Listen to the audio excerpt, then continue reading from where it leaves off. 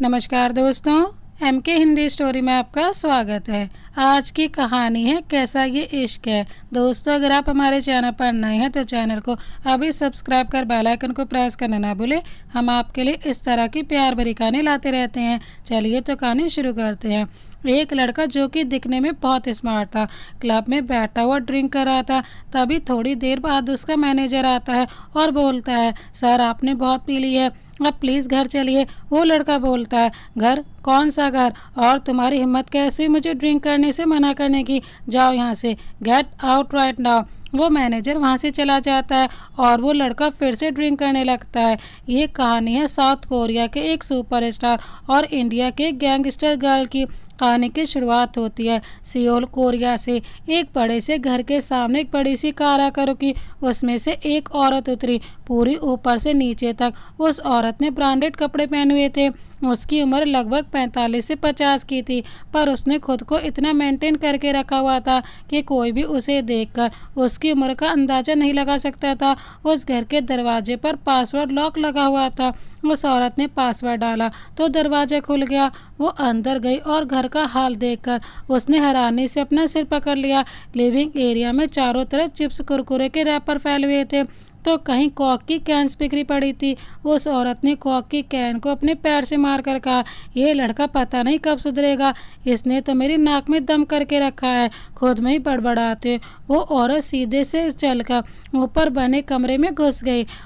वहाँ कमरे की हालत देखकर तो उसके होश ही उड़ गए। कमरे का पूरा हाल ही बेहाल था। उसे देखकर ऐसा लग ही नहीं रहा था कि वो एक सुपरस्टार का कमरा है। चारों तरफ कपड़े और चीज़ें बिखरी हुई थी और वहाँ एक बड़े से बेड पर एक लड़का पेट के बल आराम से सोया हुआ था।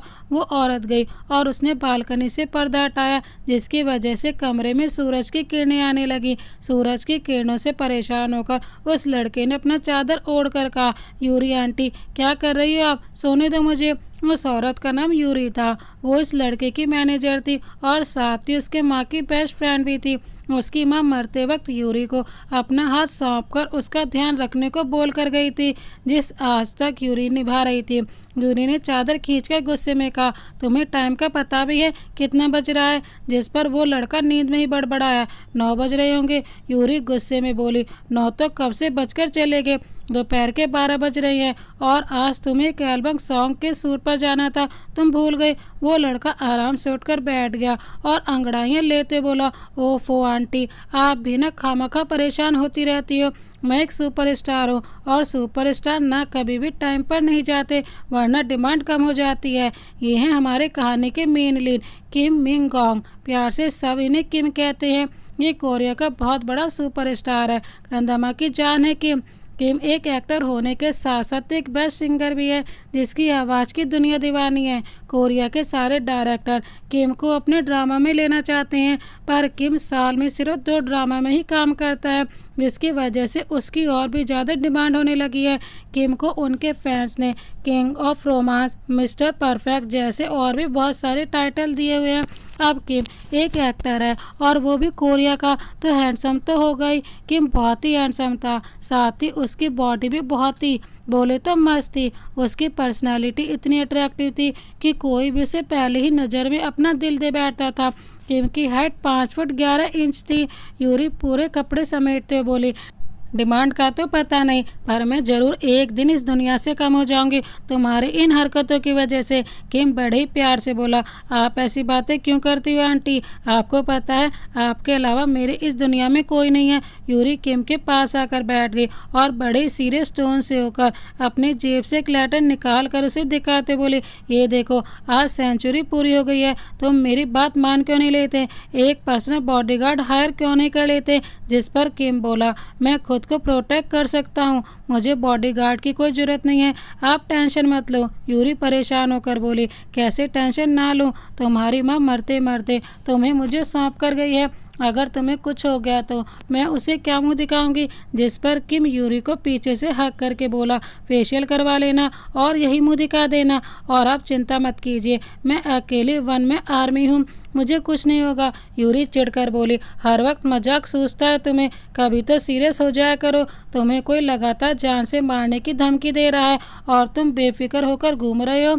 किम अपना टॉवल लेकर बाथरूम में जाते बोला, अच्छा पहले मेरे लिए नाश्ता बना दो, मुझे बहुत तेज़ भूख लगी है प्लीज़। यूरी ने कहा, अच्छा ठीक है, तुम रेडी होकर आओ, मैं नाश्ता बना रही हूँ तुम्हारे लिए। इतना कहकर वो बाहर निकल जाती है। किम और लोगों के लिए बहुत ही खतरनाक था जो उससे पंगा लेते, उसे वो मौत के घाट उतारने में समय नहीं लगाता था।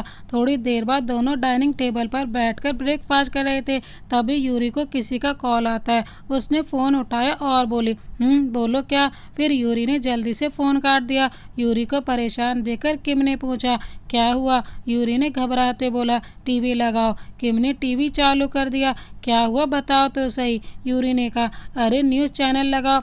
किम ने न्यूज़ चैनल लगाया तो न्यूज़ देखकर किम के भी होश ही उड़ गए थे। टीवी पर एक रिपोर्टर बता रही थी कि किम, मिन गोंग और सुई को कल रात एक साथ एक क्लब में देखा गया है। दोनों बेहद क्लोज थे। उन्हें देखकर साफ साफ पता चल रहा था कि वो दोनों एक दूसरे को सीक्रेटली डेट कर रहे हैं। उन दोनों को देखकर साफ साफ पता चल रहा था कि वो दोनों बॉयफ्रेंड गर्लफ्रेंड है। सी यू भी किम की तरह एक एक्ट्रेस है। उसने किम के साथ बहुत सारे ड्रामा में काम किया है और फैंस को इन दोनों की जोड़ी काफ़ी पसंद आती है। किम न्यूज़ सुनकर गुस्से में बोला, ये मीडिया वाले राय का पहाड़ बना देते हैं। देश और दुनिया की खबरों को छोड़कर ये लोग हम सेलिब्रिटीज़ के पीछे ही पड़े रहते हैं, एकदम सीक्रेट एजेंट बने घूमते हैं। कब कौन कहाँ और किसी के साथ है इनसे पूछ लो, देखो 1 मिनट में बता देंगे। यूरी ने कहा, क्योंकि इनका काम ही है दूसरे के घरों में ताका झांकी करना। टीआरपी के लिए ये लोग कुछ भी कर सकते हैं। गलती तुम्हारी है। जब तुम जानते हो कि तुम इतने बड़े सुपरस्टार हो तो थोड़ा ध्यान से रहना चाहिए ना। कहाँ मिल गई तुम्हें सीयू। किम ने कहा, कल मैं क्लब में गया था, वहीं सीयू भी आई थी, बस वहीं देख लिया होगा उन लोगों ने। अच्छा आप टेंशन मत लो, मैं अभी फ्रेश कॉन्फ्रेंस बुलाकर सबको क्लियर कर दूंगा कि हम दोनों सिर्फ अच्छे दोस्त हैं और कुछ नहीं। यूरी ने किम से कहा, तुम ऐसा कुछ नहीं करोगे, कहने दो मीडिया वाले जो भी कह रहे हैं, इससे तुम दोनों का ही फ़ायदा है। यूरी ने किम से बोला, अरे इसमें तो तुम दोनों का ही फ़ायदा है। किम यूरी की बात को इग्नोर करके टीवी का चैनल चेंज कर रहा था, तभी एक न्यूज़ सुनकर यूरी ने उससे कहा, रुको ये चलने दो। किम ने कहा, ये तो इंडिया की न्यूज़ आ रही है। न्यूज़ कुछ इस तरह थी कि कल रात अंधेरी में 2 गैंगस्टर ग्रुप के बीच हुई अंधाधुंध फायरिंग, जिसमें बहुत लोग मौका वारदात पर ही मर गए हैं और कुछ लोग भी अभी हॉस्पिटल में जख्मी हाल में पड़े हुए हैं। सूत्रों से पता चला है कि ये दोनों ही मुंबई के खतरनाक गैंग थे, जिनमें से एक तो पैंथर गैंग था और दूसरा ईगल गैंग था। ईगल का नाम सुनते पूरे के दिमाग में कुछ आया और वो अचानक से खुश हो गई और किम से बोली, अच्छा सुनो किम, तुम अपनी शूटिंग पर जाओ, मैं किसी ज़रूरी काम से इंडिया जा रही हूँ। मेरे आने तक तुम कुछ भी उल्टा सीधा काम नहीं करोगे, समझे ना। किम ने उनकी बात इग्नोर करते हुए कहा, फ़्लाइट कब की है। यूरी ने बताया, आज शाम की है, मुझे किसी अर्जेंट काम से इंडिया जाना है, तो तुम कोई भी ऐसा वैसा काम नहीं करोगे। किम ने कहा, ठीक है, मैं छोड़ने चलूँगा। यूरी ने मना करते हुए कहा, अरे नहीं, वैसे भी मीडिया वाले तुम पर नज़र रखे हुए हैं, ऐसे में तुम्हारा बार बार बाहर निकलना अच्छा नहीं है, मैं खुद ही चली जाऊँगी, तुम परेशान मत हो। इतना कहकर वो वहाँ से चली गई। शाम का टाइम, यूरी अपने घर से अपना बैग लेकर बाहर निकली तो उसे सामने किम कार में बैठा नजर आया। यूरी उसके पास आई और बोली, मैंने तुम्हें घर से बाहर निकलने से मना किया था ना, तुम्हारी जान को खतरा है, तुम क्यों मेरी कोई भी बात नहीं मानते हो, हमेशा अपनी ही चलाते रहते हो। जिस पर किम ने कहा, अरे आप टेंशन मत लो, मुझे कुछ नहीं होगा, ये देखो मैं हुडी पहन कर आया हूँ, मैंने मास्क भी लगाया हुआ है और इस पर मैं चश्मा लगा लूँगा, कोई नहीं पहचान पाएगा मुझे, आप टेंशन मत लो और गाड़ी में बैठो। किम ऐसा ही था, उसे जो काम करने को मना करो, पता नहीं क्यों वो वही काम बार बार करता था।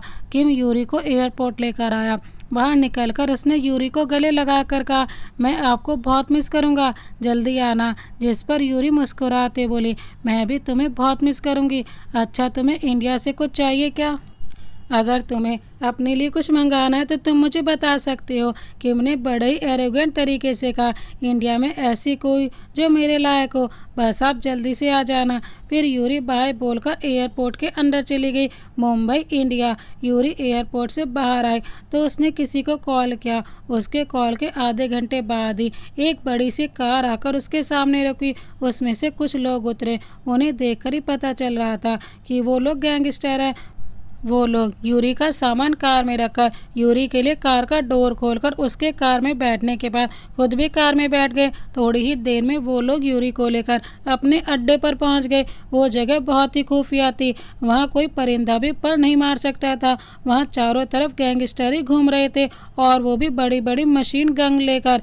वो लोग यूरी को लेकर अपने बॉस के पास गए। उनका बॉस 55 से 50 साल का था। वो शक्ल से ही बहुत खतरनाक लग रहा था। उस वक्त वो खाना खा रहा था। उसने यूरी से कहा, बड़े दिनों बाद आई है हमारी याद। और बताओ कैसे आना हुआ? आओ पहले खाना खा लो। यूरी ने बहुत संकोचते हुए कहा, जयचंद मुझे तुमसे एक फेवर चाहिए था। जयचंद ने सा कहा, हाँ बोलो ना, क्या पूछना था मुझसे? तुम्हें इतनी फॉर्मेलिटी करने की जरूरत नहीं है, बेझिझक बोलो, जो भी बोलना है। यूरी ने कहा, जुन याद है तुम्हें? जयचंद ने कहा, हाँ तुम्हारी और अपूर्वा की बेस्ट फ्रेंड ना? जिस पर यूरी ने कहा, हाँ वही। तब तो तुम्हें किम भी याद होगा। जयचंद ने कहा, हाँ जून का बेटा है ना, सुना है बहुत, कोरिया का बहुत बड़ा सुपरस्टार बन गया है। जिस पर यूरी ने कहा, हाँ पर यही तो उसके लिए श्राप बना है, कोई उसे लगातार मारने की धमकी दे रहा है। जयचंद ने कहा, तो तुम उसके लिए बॉडीगार्ड क्यों नहीं हायर कर लेती? तुम अगर चाहो तो मैं अपने बंदों को भेज देता हूँ। यूरी सैड होकर बोली, यही तो दिक्कत है, वो बहुत जिद्दी है। वो नहीं चाहता कि कोई हर वक्त उसके आसपास रहे, उसे अकेले रहना ही पसंद है। जयचंद ने कहा, तो कोई बात नहीं, मेरे बंदे खुफिया तरीके से उसको प्रोटेक्ट करेंगे। यूरी ने थोड़ा हिचकिचाते हुए कहा, एक्चुअली जयचंद मुझे एक फ़ीमेल बॉडीगार्ड चाहिए। जयचंद ने कहा, पर मेरे गैंग में तो कोई भी फीमेल बॉडीगार्ड नहीं है।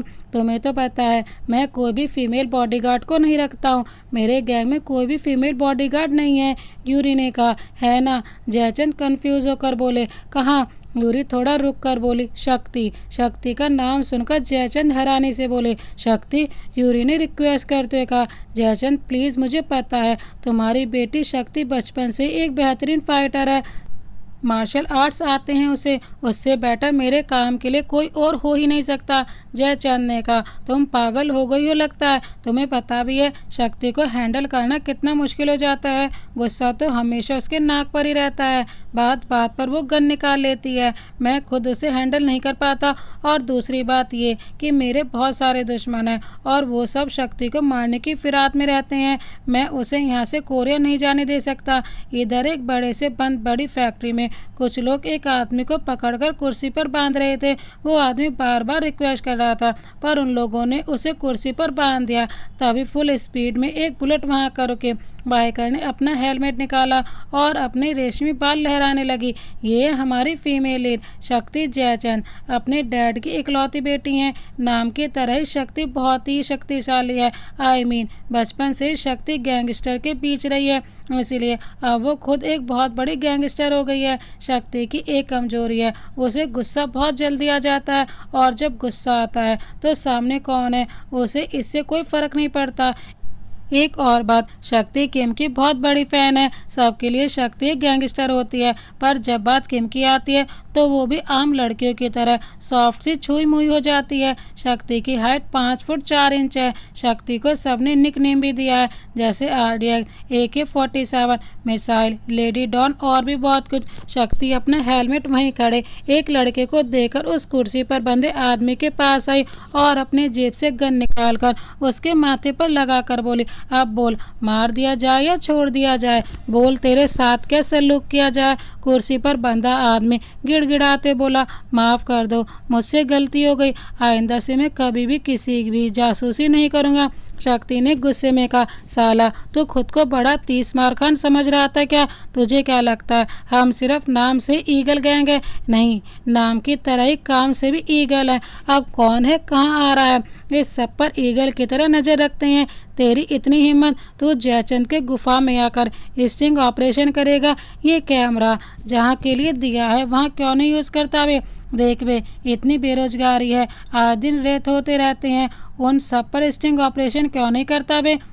वो आदमी गिड़गिड़ाते बोला, माफ़ कर दो, आगे से कभी भी ऐसा नहीं करूँगा। जिस पर शक्ति ने कहा, तुम मीडिया वाले ना कुत्ते के दुम होते हो, जो कभी सीधी नहीं हो सकती। वो चीज़ दिखा जो देश को वाकई में देखने की जरूरत है।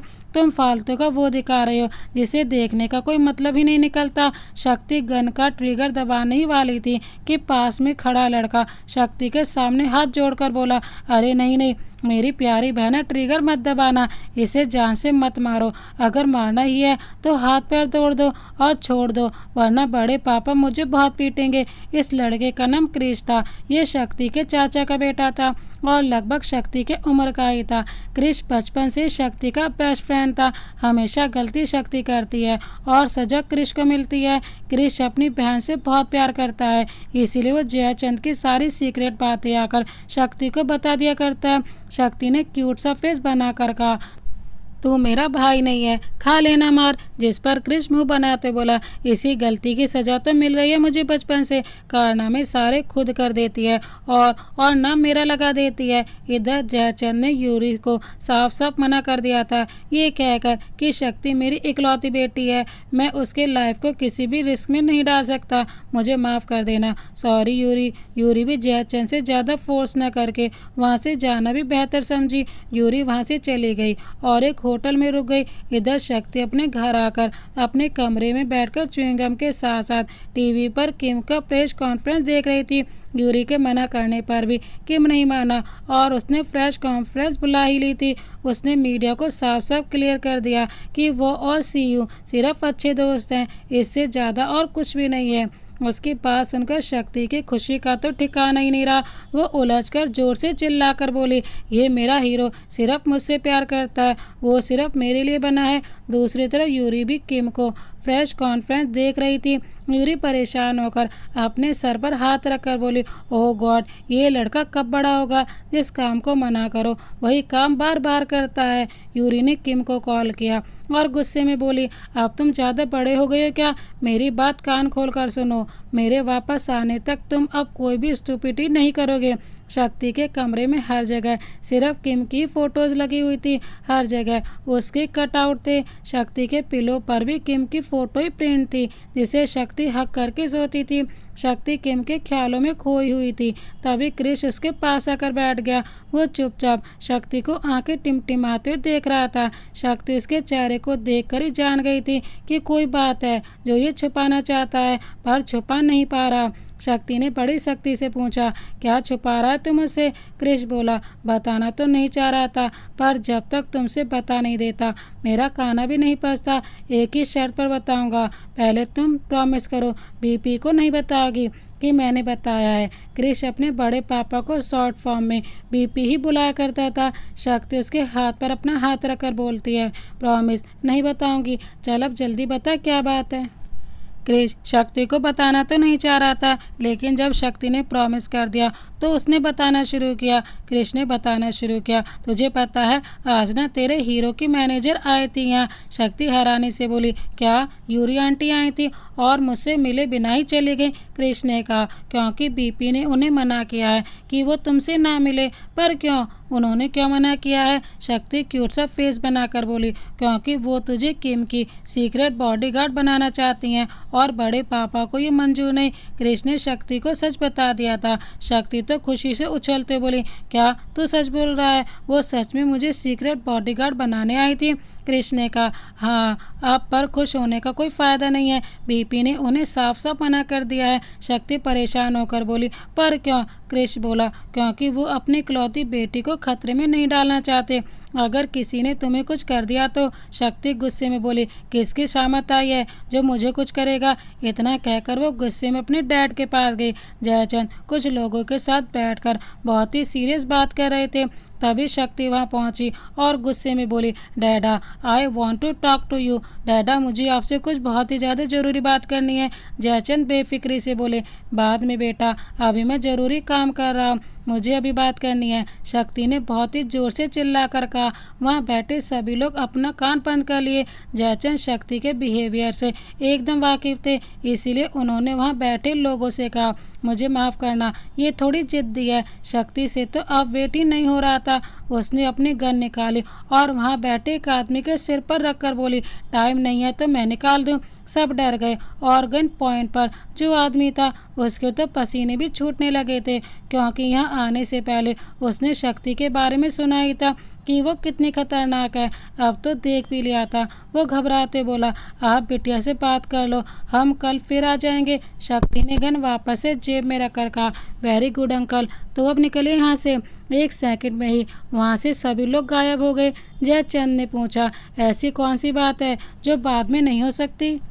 तुम्हें पता है मैं कितनी ज़रूरी बात कर रहा था, लेकिन नहीं, तुम्हें तो अपनी चलानी है। शक्ति सोफे पर बैठकर बोली, डैड आपको पता है कि मैं किम की कितनी बड़ी वाली फ़ैन हूँ, फिर भी आपने यूरी आंटी को क्यों मना कर दिया? मैं जब भी आपसे कोरिया जाने की बात करती थी तो आप यही कहकर टाल देते थे कि कोई काम होगा तो जाना। अब तो काम भी मिल रहा है, फिर आपने क्यों मना किया? जयचंद गुस्से में बोले, ये बात तुमको किसने बताई? मैंने मना किया था ना, इसको नहीं पता चलना चाहिए। किसने बताया तुम्हें? शक्ति ने कहा, कृष्ण ने। और कौन बताएगा?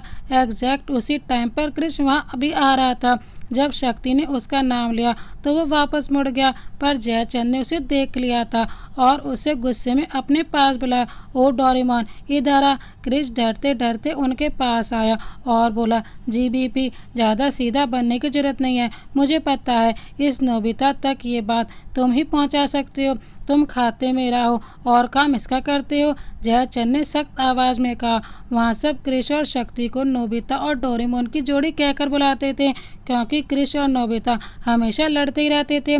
क्रिश गुस्से में शक्ति को घूरने लगा तो शक्ति ने अपने डैड से कहा, डैडा, उसको बाद में फुर्सत से डांट लेना, पहले यूरी आंटी को कॉल कीजिए और बोलिए मैं उनके साथ जाने के लिए तैयार हूँ। जिस पर जयचंद ने सख्त लहजे में कहा, मैं ऐसा बिल्कुल भी नहीं करने वाला। तुम कोरिया नहीं जाओगी, ये मेरा फाइनल डिसीजन है। शक्ति ने रिक्वेस्ट करते हुए कहा, डैडा प्लीज़, बस एक बार मैं किम से मिल लूँ, फिर मैं वापस आ जाऊंगी। तुम कहीं नहीं जाओगी। वैसे भी इस वक्त हमारे दुश्मन गैंग एक्टिव हो गए हैं, वो सब तुमको भी नुकसान पहुंचा सकते हैं। जयचंद ने कहा। जिस पर शक्ति गुस्से में बोली, बस बहुत हो गया, मैं कोई छोटी बच्ची नहीं हूँ, मैं खुद का ख्याल रख सकती हूँ और मैं जा रही हूँ अपने हीरो के पास। मैं अपने हीरो के साथ मिलने जरूर जाऊँगी और मुझे कोई नहीं रोक सकता। इतना कहकर शक्ति जाने लगी। तभी जयचंद ने अपने आदमी को इशारा किया तो सब शक्ति को रोकने लगे, पर शक्ति पर तो किम से मिलने का भूत सवार था। वो सबसे एकदम फाइटर की तरह लड़ रही थी। थोड़ी ही देर में शक्ति उन सबको मार के धूल चटा चुकी थी। सबको मारकर शक्ति बड़ी एक्शन में अपने हाथ की धूल साफ करके वहाँ से जाने के लिए एक कदम आगे बढ़ा ही थी कि किसी ने उसका कॉलर पकड़कर उसे ऊपर टांग लिया। शक्ति उसे खुद को छुड़ाते बोली, बुर्ज खलीफा, मैं कह रही हूँ छोड़ दो मुझे, तुम्हें तुम्हारी बीवी की कसम। जिसने शक्ति को पकड़ा था वो ईगल गैंग का सबसे ताकतवर आदमी था। उसकी हाइट लगभग खलीदा ग्रेट के जितनी थी। उसके सामने तो शक्ति एकदम बच्ची जैसी लग रही थी। उसको सब बुर्ज खलीफा ही कहते थे। खलीफा ने कहा, मेरी शादी नहीं हुई है, और इतना कहकर वो वैसे ही शक्ति की टांगे उसके कमरे में ले जाने लगा। शक्ति ने फिर से रिक्वेस्ट की, तुम्हें तुम्हारे बच्चों की कसम, छोड़ दो। फिर खलीफा ने कहा, मेरे बच्चे भी नहीं हैं। शक्ति खुद को छुड़वाने की नाकामयाब कोशिशें करती रही, पर कोई फ़ायदा नहीं हुआ। खलीफा शक्ति को उसके कमरे में लेकर बेड पर फेंक देता है। तभी जयचंद वहां आए और बोले, क्रिश, आज से इसके सारे क्रेडिट कार्ड ब्लॉक कर दो और आज से ये बिना मेरी इजाज़त के कहीं बाहर नहीं जाएगी। इसे बाहर जाना ही नहीं है। इसको जो चाहिए वो सब यहाँ ला कर दो इसको। जिस पर शक्ति बोली, मुझे किम चाहिए। जयचंद ने उसे घूर कर देखा और वहाँ से चले गए। क्रिश शक्ति के पास आया और बोला, शक्ति, ये क्या बचपना है? ये क्या तुमने निब्बियों की तरह किम किम लगाया हुआ है? तुम एक गैंगस्टर हो गैंगस्टर, लेकिन तुम तो बच्चों की तरह बिहेव कर रही हो। जिस पर शक्ति ने कहा, क्यों, गैंगस्टर के पास दिल नहीं होता क्या? किम मेरे बचपन का प्यार है और मुझे उससे मिलने से कोई नहीं रोक सकता, कोई भी नहीं। जाकर बता दो अपने बीपी से, वो शक्ति को ज़्यादा दिन तक कैद नहीं रख पाएंगे। ठीक है, कह दूंगा। इतना कहकर क्रिश कमरे से बाहर जाने लगा तो शक्ति ने उसे रोकते हुए बड़े ही प्यार से कहा, डोरेमोन। क्रिश फिर से शक्ति की तरफ मुड़ा और बोला, तुझे पता है, जब भी तू इतने प्यार से मुझे बुलाती है तब तक मेरी सामत आ जाती है। अब क्या है? शक्ति ने बड़े ही प्यार से कहा, डोरेमोन फ़ोन चाहिए। क्रिश बोला, नहीं नहीं, अब मैं तेरी किसी भी बात में नहीं आऊँगा, क्योंकि बीपी की डांट तो मुझे ही सुननी पड़ती है। क्रिश अपने दोनों भौं सिकोड़ कर बोला, वैसे तुझे फ़ोन चाहिए क्यों? क्या करेगी फ़ोन का? जिस पर शक्ति झल्ला कर बोली, अब दिन भर मैं इस शमशान में अकेले कैसी बैठी रहूँगी? कुछ तो होना चाहिए ना इंटरटेनमेंट के लिए। क्रिश ने अपना फ़ोन शक्ति को दिया तो शक्ति मुंह बनाते बोली, मुझे अपना फ़ोन चाहिए। क्रिश अपना फ़ोन वापस लेते बोला, चल ला, ये भी वापस कर। तेरा फ़ोन तो बीपी के सरकारी खजाने में जमा हो गया है, उसे वापस लाना मुमकिन ही नहीं, नामुमकिन है। शक्ति क्यूट सा फेस बनाकर बोली, तू भाई नहीं है मेरा? जिस पर क्रिश बोला, भाई हूँ तभी तो बीपी के मना करने के बाद भी तुझे अपना फ़ोन दे रहा हूँ। शक्ति क्रिश का फ़ोन लेकर उदास होकर बोली, अच्छा ला, अब इसी से काम चलाना पड़ेगा। फ़ोन देकर क्रिश वहाँ से चला गया। शक्ति जल्दी से दरवाज़ा बंद करके अपने कबर्ड से एक डायरी निकालकर उसमें से यूरी का फ़ोन नंबर निकालकर फ़ोन लगाने लगी। थोड़ी देर रिंग जाने के बाद यूरी ने फ़ोन उठाया। हेलो। शक्ति ने पहले अपना गला साफ किया, फिर बोली, हेलो यूरी आंटी, मैं शक्ति। यूरी हैरानी से बोली, शक्ति तुम? शक्ति ने कहा, हाँ मैं क्या कह रही थी, आप मुझसे बिना मिले कैसे चली गई? जिस पर यूरी ने कहा, सॉरी बेटा, मैं तो तुमसे मिलना चाहती थी, पर जयचंद ने मना कर दिया। शक्ति ने कहा, आप मुझे किम का बॉडीगार्ड बनाना चाहती है ना? यूरी बोली, हाँ चाहती तो थी, पर शक्ति बीच में ही बोल पड़ी, परवर कुछ नहीं, आपको बॉडीगार्ड मैं चाहिए ना, तो मैं तैयार हूँ। जिस पर यूरी ने कहा, पर जयचंद? शक्ति बेफिक्री से बोली, अरे उनकी चिंता आप मत कीजिए, उनकी लाडली हूँ मैं, तो इसलिए थोड़ा डर रहे हैं, बाकी वो खुद मुझे आपके साथ भेजना चाहते हैं। अभी आप कहाँ हो? यूरी बोली, मैं तो एयरपोर्ट पर हूँ, एक आधे घंटे में फ़्लाइट है। शक्ति ने कहा, आप एक घंटे में मेरी टिकट का इंतज़ाम कर सकती हैं? यूरी ने थोड़ा हिचकिचाते हुए कहा, हाँ कर तो सकती हूँ, पर शक्ति फिर बीच में बोल पड़ी, तो डन है, मैं 1 घंटे के अंदर अंदर आपको एयरपोर्ट पर मिलूंगी। जय हिंद। इतना कहकर शक्ति ने फ़ोन काट दिया। शक्ति ने अपना बैग पैक किया और एक हुड्डी पहनी और फिर क्रिश को फ़ोन करके कमरे में बुलाया। क्रिश जल्दी से कमरे में आया तो शक्ति को इतना टिप टॉप देखकर उसने पूछा, इतनी बन ठन के कहाँ जा रही हो? अपने ससुराल। इतना कहकर शक्ति ने क्रिश के नेक पर हाथ से मारकर उसे बेहोश कर दिया और उसके जेब से अपना फ़ोन, कुछ पैसे लेकर उसे कुर्सी पर बांधकर उसके फ़ोन पर कार्टून लगाकर खिड़की से नीचे कूद गई। शक्ति को घर के चप्पे चप्पे का पता था, इसीलिए वो घर से बड़ी ही आसानी से निकल गई। शक्ति अपने घर से थोड़ी दूर पैदल ही गई, फिर उसने अपने जेब से गन निकाली और सामने से बाइक पर आ रहे लड़के को गन दिखाकर उसकी बाइक लेकर वहां से चली गई। शक्ति बाइक इतनी तेज चला रही थी कि जैसे कोई हवा जहाज चला रही हो। कुछ ही देर में वो एयरपोर्ट पहुंच गई। बाहर ही उसे यूरी मिली। शक्ति उसके गले लगकर बोली, जल्दी चलिए। यूरी ने कहा, तुम्हें कोरियन लैंग्वेज आती है? शक्ति ने शर्माते हुए कहा, हाँ बहुत अच्छे से आती है, किम के लिए सीखी थी। मैंने किम के सारे ड्रामा कम से कम 10 बार देखे हैं। तभी वहीं खड़े कुछ लड़के शक्ति को देखकर सीटी मारकर उसे छेड़ने लगे। यूरी उन सबको कुछ कहती उससे पहले शक्ति ने यूरी को रोक दिया और मुस्कुराते बोली, अपनी जेब से गन निकालकर उन लड़कों के पैर के पास चलाने लगी। लड़के तो तुम दबाकर वहां से 9-2-11 हो गए, पर गोली की आवाज़ से वहां के पुलिस शक्ति के पास आ गए। शक्ति ने हुड्डी से अपना फेस कवर किया हुआ था। एक पुलिस वाला बोला, ये लड़की कौन है तू? गन कहाँ से आए तेरे पास?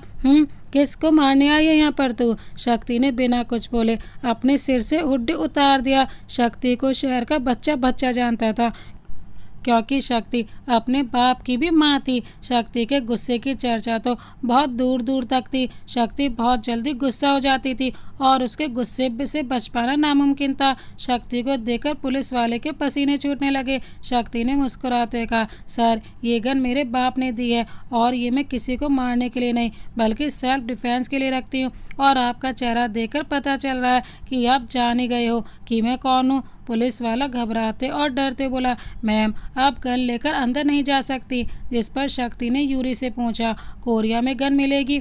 यूरी ने हाँ में सिर हिलाया तो शक्ति अपनी गन पुलिस वाले को देकर बोली, ये गन हिफाजत से मेरे डैडा तक पहुंचा दीजिएगा, ठीक है ना? पुलिस वाला हाँ में सिर हिलाकर वहां से चला गया।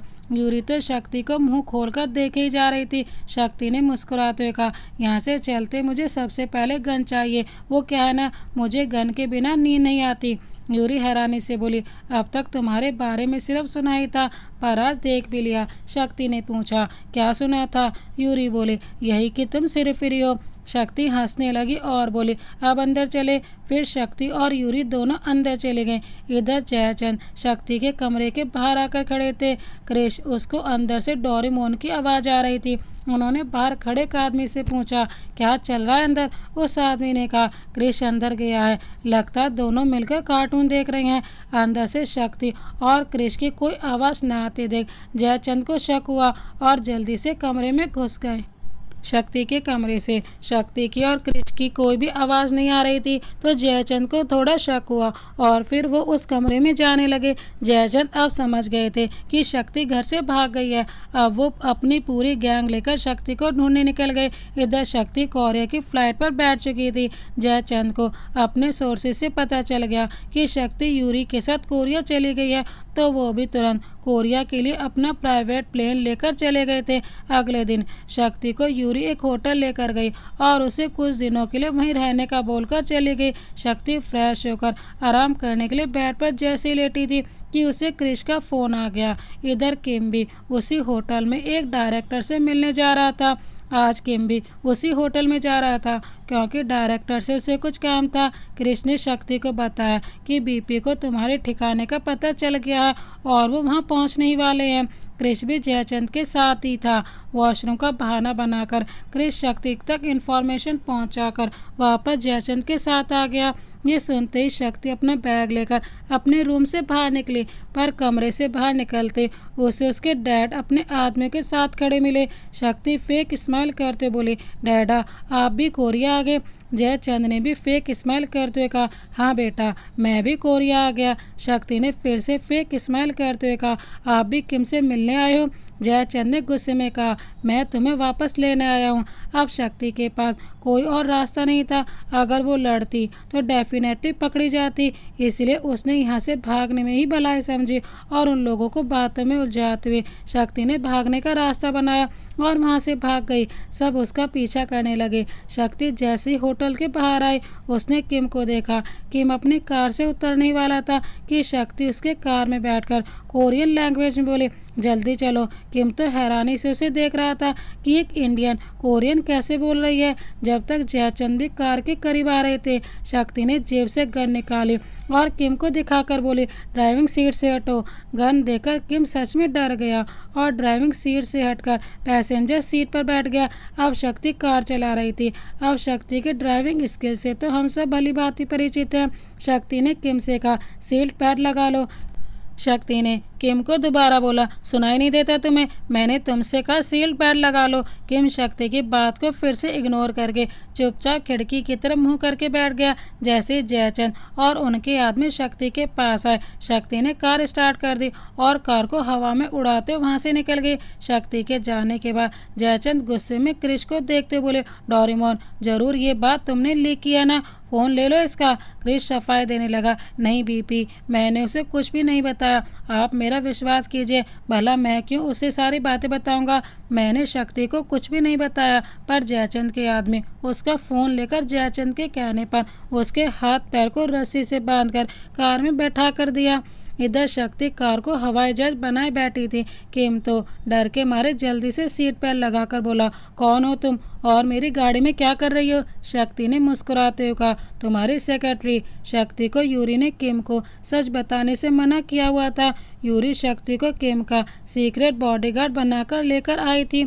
शक्ति ने पूछा, घर कहाँ है तुम्हारा? किम ने मैप में अपने घर का एड्रेस डाल दिया। शक्ति फिर से कार को उड़न खटोला बनाकर उड़ाने लगी। किम का घर। शक्ति और यूरी दोनों सिर झुकाकर किम के सामने खड़ी थी। किम सोफे पर महाराजा की तरह बैठा था। किम ने गुस्से में यूरी से पूछा, किससे पूछकर आपने मेरे लिए सेक्रेटरी हायर की? मैंने मना किया था ना आपसे, मुझे किसी की भी जरूरत नहीं है। यूरी इमोशनल ड्रामा करते बोले, अब मुझे तुमसे ये बात करने से पहले पूछना पड़ेगा, क्या इसी दिन के लिए मैंने तुम्हें पाल पोस कर बड़ा किया? किम थोड़ा नॉर्मल होकर बोला, आप इमोशनल क्यों हो रही हो? बस मुझे नहीं चाहिए कोई सेक्रेटरी। जिस पर यूरी ने कहा, ये लड़की बहुत ही स्मार्ट है, तुम्हारा बहुत अच्छे से ख्याल रखेगी। तभी शक्ति बीच में बोल पड़ी, हाँ मैं तुम्हारा बहुत अच्छे से ख्याल कर रखूँगी। किम ने अपनी एक आईब्रो चढ़ा कर कहा, कितना जानती हो तुम मेरे बारे में? तुम्हारी सुबह 10 बजे होती है, तुम्हें जल्दी उठना बिल्कुल भी पसंद नहीं है। तुम नाश्ते में कॉफ़ी की जगह जूस पीते हो और लंच में तुम लाइट खाना खाते हो। रात को लंच के बाद तुम कॉफ़ी पीते हो और जब मैं तुम्हारे नर्वस होते हो तो तुम्हें आइसक्रीम खाने का मन करता है और तुम ड्रिंक करते हो, पर तुम्हारी ज़्यादा कैपेसिटी नहीं है। और एक एक करके शक्ति ने किम के बारे में सब कुछ बता दिया। शक्ति ने एक सांस में ही सब बोल दिया और फिर लंबी ही सांस लेकर बोली, सब। और बताऊं क्या मैं तुम्हारे बारे में? किम और यूरी के मुंह खोले के खुले ही रह गए थे। किम हैरानी से बोला, नहीं नहीं, बस इतना तो मैं भी खुद के बारे में नहीं जानता था। शक्ति ने यूरी की तरफ देखकर आई ब्लिंक की। यूरी किम से बोली, देखा मैं कह रही थी ना, इससे बेटर लड़की नहीं मिलेगी तुम्हें। शक्ति तुम आज से यहीं रहोगी। किम चिढ़कर बोला, क्यों, यहाँ क्यों रहेगी? यूरी ने कहा, क्योंकि इसका कोई नहीं है और इसकी इतनी सैलरी भी नहीं है कि ये किसी होटल में रह सके। इतना बड़ा तो घर है, रह लेगी यहीं किसी कोने में। जिस पर किम गुस्से में बोला, बिल्कुल सही, मुझे अपना घर किसी से भी नहीं शेयर करना है। मैं तो आपको भी यहाँ नहीं रहने देता, फिर इसको कैसे रहने दूँ? यूरी ने रिक्वेस्ट करते हुए कहा, किम देखो इस बेचारे को, कितनी मासूम सी है। किम शक्ति को देखने लगा तो शक्ति सच में एकदम क्यूट सा फेस बनाकर अपनी आंखें टिमटिमाने लगी। यूरी बोली, कहाँ जाएगी नए शहर में ये? तुम तो जानते ही हो क्राइम कितना बढ़ गया है। अगर इसे कुछ हो गया तो इससे तो एक मक्खी भी नहीं मरती। ये सेल्फ डिफेंस कैसे करेगी? किम को शक्ति का मासूम सा चेहरा देखकर तरस आ गया तो उसने मुंह बनाते हुए कहा, ठीक है, पर इसे कह दीजिएगा यह मुझे डिस्टर्ब ना करे। यह सुनते शक्ति खुशी से बोली, हाँ बिल्कुल डिस्टर्ब नहीं करूँगी। किम शक्ति को एक किलर लिख देते हुए अपने कमरे में चला गया। यूरी शक्ति के पास आई और बोली, याद रखना किम को किसी भी कीमत पर पता नहीं चलना चाहिए कि तुम उसकी सीक्रेट बॉडीगार्ड हो। यूरी ने शक्ति को पहले भी यही चीज़ बोली थी कि किम को किसी भी कीमत पर यह नहीं पता चलना चाहिए कि तुम उसकी सीक्रेट बॉडीगार्ड हो। शक्ति ने बेफिक्री से कहा, आप उसकी चिंता मत कीजिए कि किम को तो क्या, उसके साय को भी नहीं पता चलेगा कि मैं उसकी सीक्रेट बॉडीगार्ड हूँ। ठीक है, फिर मुझे ज़रूरी काम है तो मैं जा रही हूँ, तुम उसका ख्याल रखना, ठीक है, ओके बाय। इतना कहकर वो यहाँ से चली गई। यूरी के जाने के बाद शक्ति फैलकर सोफे पर बैठकर खुशी से बोली, मुझे तो यकीन नहीं हो रहा कि मैं अपने हीरो के घर पर हूँ। तभी किम रेडी होकर बाहर आया। उसे देखकर शक्ति खड़ी होकर बोली, तुम कहीं जा रही हो? किम ने इरिटेट होकर कहा, हाँ क्लब जा रहा हूँ, चलोगी? शक्ति खुश होकर बोली, हाँ क्यों नहीं, चलूँगी। तुम 2 मिनट रुको, मैं 10 मिनट में आती हूँ। इतना कहकर शक्ति कमरे में चली गई। किम तिरछी मुस्कान देते बोला, इडियट गर्ल, इसे लगता है कि मैं इसके लिए रुकूंगा। इतना कहकर उसने अपना जेब टटोला। फिर वो परेशान होकर खुद से बोला, कार की कीज कहाँ है? जेब में ही तो रखी रहती हैं। तभी अपने कमरे के दरवाजे से मुंह निकालकर शक्ति चाबी दिखाते हुए कहा, इंडियन हो पर इडियट नहीं, अब तो तुम्हें रुकना ही पड़ेगा। इतना कहकर शक्ति फिर से दरवाज़ा बंद करके अंदर चली गई। किम गुस्से में सोफे पर बैठकर बोला, यह लड़की तो सच में शातिर है। मैंने तो इसे सीधी समझा था, लेकिन ये लड़की तो बहुत ही शातिर है। थोड़ी देर बाद दोनों क्लब में थे। किम एक जगह जाकर बैठ गया और शक्ति को खुद के लिए ड्रिंक लाने को बोल दिया। शक्ति किम के लिए ड्रिंक लेने चली गई। तभी उसे वहाँ सीयू भी नजर आए। वो किसी लड़के से बात कर रही थी। शक्ति ने गुस्से में कहा, ये लड़की मेरे हीरो का पीछा क्यों नहीं छोड़ती? मुझे तो लगता है जानबूझकर ये किम का पीछा करती है। शक्ति ने सब ध्यान से देखा तो सीयू और उस लड़की में बहस हो रही थी। वो लड़का सीयू को जबरदस्ती क्लब के पीछे लेकर गया तो शक्ति को कुछ सस्पिशियस लगा। शक्ति को कुछ गड़बड़ लग रही थी तो वो भी उन दोनों के पीछे पीछे चली गई। वो लड़का सीयू का फ़ोन दिखाकर ब्लैकमेल कर रहा था। और सीयू उससे हाथ जोड़कर बोल रही थी, प्लीज़ ऐसा मत करना, मेरा करियर ख़त्म हो जाएगा, तुम्हें जो चाहिए मैं दूंगी तुम्हें। फिर वो लड़का सीयू के साथ ज़बरदस्ती करने लगा, जो शक्ति से बर्दाश्त नहीं हुआ और वो जल्दी से सीयू के पास आई और उस लड़के को उससे दूर करके शक्ति ने उस लड़के को पीटना शुरू कर दिया। थोड़ी देर में वो लड़का अधमरा हो गया और किसी तरह खुद को छुड़ा के वहाँ से भाग गया। शक्ति अपना हाथ साफ करते हुए सीयू के पास आई। सीयू बहुत घबराई हुई थी। शक्ति ने सीयू के कंधे पर हाथ रखा और बोली, डोंट वरी, वो चला गया, अब तुम सेफ हो। यह सुनते ही सीयू रोते बोली, वो मेरा पीछा कभी नहीं छोड़ेगा, मैं कभी भी उससे सेफ नहीं हो सकती। सीयू को इस तरह रोता देख शक्ति ने उससे अपने गले लगाया और शांत कराते बोला, कोई बात नहीं, मैं हूं ना तुम्हारे साथ। मेरे होते वो तुम्हें कुछ भी नहीं कर पाएगा। एक बात बताओ, वैसे कौन था वो? सीयू ने शक्ति को बताना शुरू किया। वह मेरा एक्स बॉयफ्रेंड है। मेरी इस फील्ड में आने से पहले मैं उसके साथ रिलेशनशिप में थी, पर इस फील्ड में आने के बाद मैंने उससे अपना रिलेशनशिप तोड़ दिया क्योंकि वो मुझसे सच्चा प्यार नहीं करता था, बस मेरा यूज़ कर रहा था। क्योंकि जब मैं फेमस हो गई तो वो मेरी कुछ प्राइवेट फ़ोटोज़ और वीडियोज़ दिखाकर मुझे ब्लैकमेल करने लगा कि अगर मैंने इसकी बात नहीं मानी तो वह ये सब सोशल मीडिया पर अपलोड कर देगा। शक्ति ने कंफ्यूज होकर पूछा, पर वो तुमसे करवाना क्या चाहता है? सीयू ने रोते हुए कहा, वो चाहता है कि मैं उसका ड्रग्स के रैकेट में उसका साथ दूं और अपने साथ काम करने वाले लोगों को ड्रग्स एडिक्ट बना दूं। इतना कहकर सीयू और तेज से रोने लगी। शक्ति ने सीयू को शांत कराते हुए कहा, कोई बात नहीं, तुम टेंशन मत लो, मैं निपट लूँगी उससे। सीयू बोली, प्लीज़ तुम ये बात किसी को मत बताना, वरना मेरा करियर ख़राब हो जाएगा। शक्ति ने मुस्कुराते हुए कहा, तुम टेंशन मत लो, मैं किसी को कुछ भी नहीं बताऊंगी, पर तुम एक प्रॉमिस करो। सीयू ने कंफ्यूज होकर पूछा, क्या? शक्ति ने कहा, तुम किसी को यह नहीं बताओगी कि मैं एक फाइटर हूँ। सीयू ने शक्ति से प्रॉमिस किया तो शक्ति ने सीयू से कहा, अच्छा अब अपने आंसू पोंछ लो, तुम्हारा मेकअप ख़राब हो गया है, कोई देखेगा तो पहचान भी नहीं पाएगा कि तुम ही सीयू हो। शक्ति की बात सुनकर सीयू मुस्कुराते अपने आंसू पोंछने लगी। शक्ति बहुत अच्छी फाइट जानती थी। उसने एक ही झटके में उस लड़के को मार गिराया और वो वहाँ से भाग गया।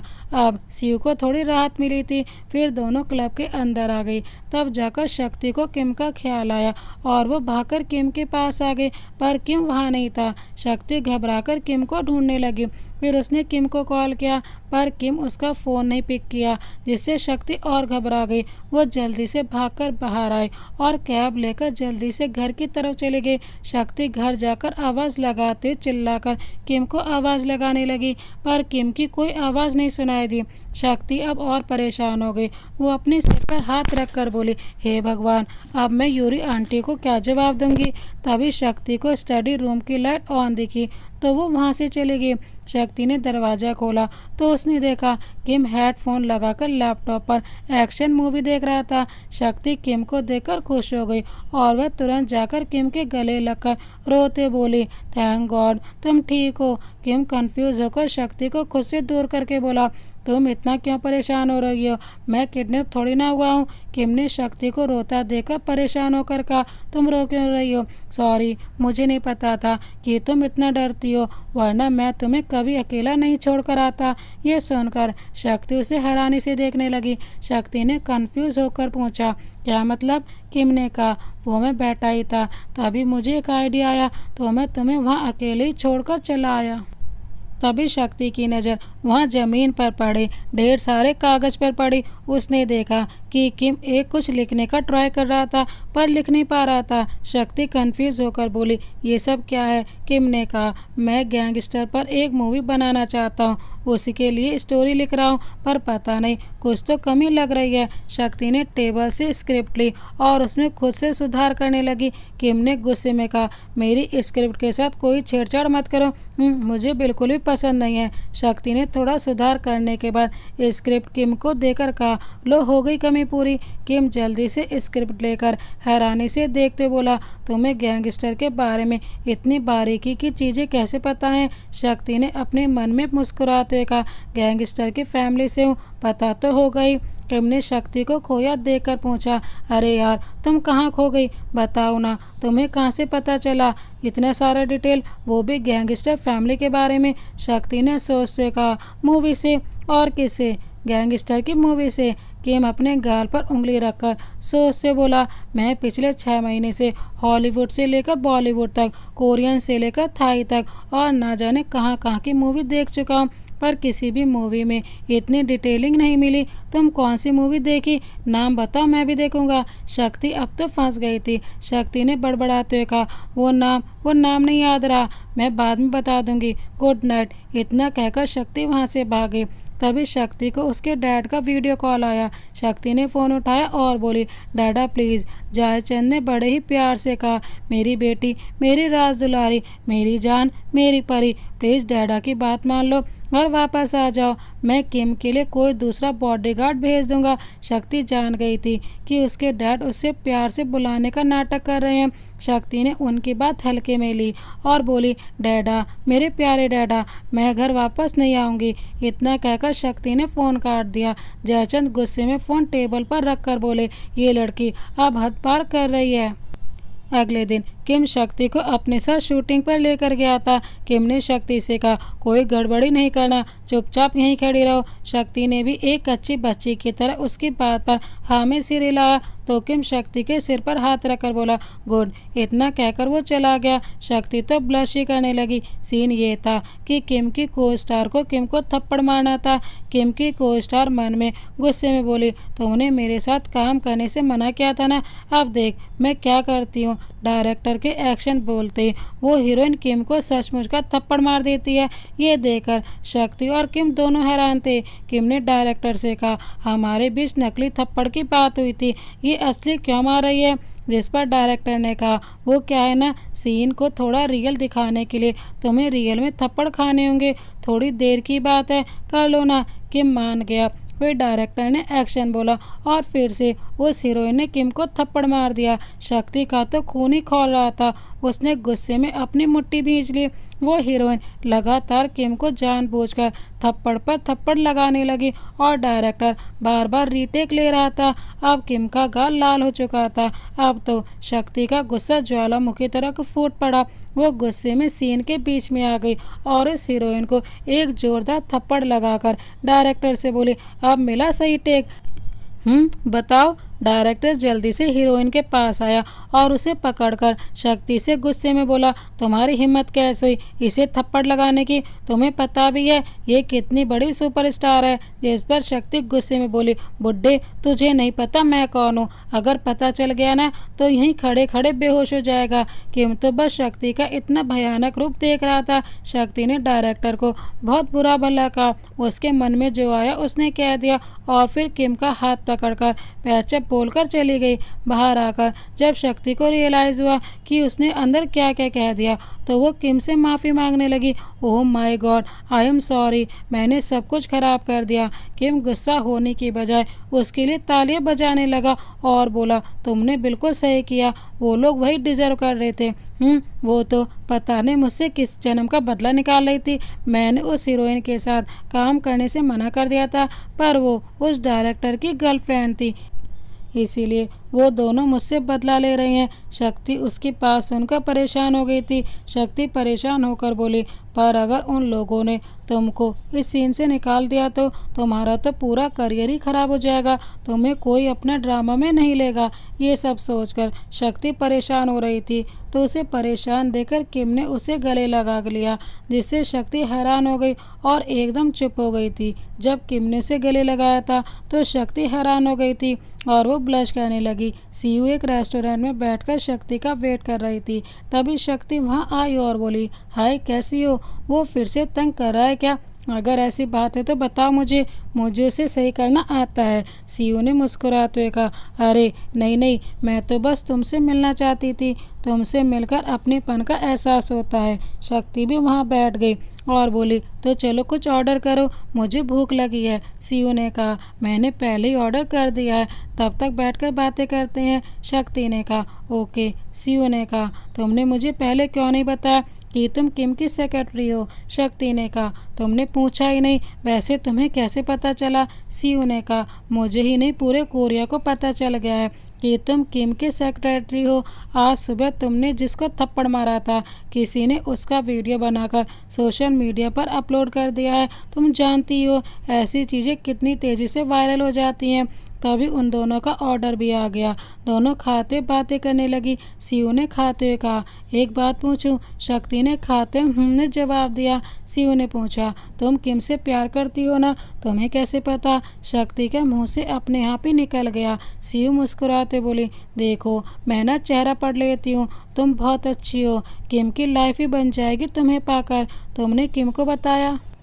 शक्ति ने हड़बड़ाते हुए कहा, नहीं बताया, और प्लीज़ तुम भी मत बताना। वो तो मुझे सेक्रेटरी ही नहीं बनाना चाहता था, गर्लफ्रेंड बनाने की तो बात ही छोड़ दो। सीयू क्यूरियस होकर बोली, अच्छा तुम्हें उससे प्यार कैसे हुआ? शक्ति ख्यालों में खोकर बोली, किम इतना हैंडसम है, सॉफ्ट हार्टेड है, काउंट नेचर है, केयरिंग है, उसमें हर एक बात है जो एक लड़की अपने लाइफ पार्टनर में ढूंढती है। उसकी यही सब क्वालिटी उसे बेस्ट पर्सन बनाती है। मैं ही क्या, बहुत सी लड़कियां उसको अपना बनाना चाहती हैं।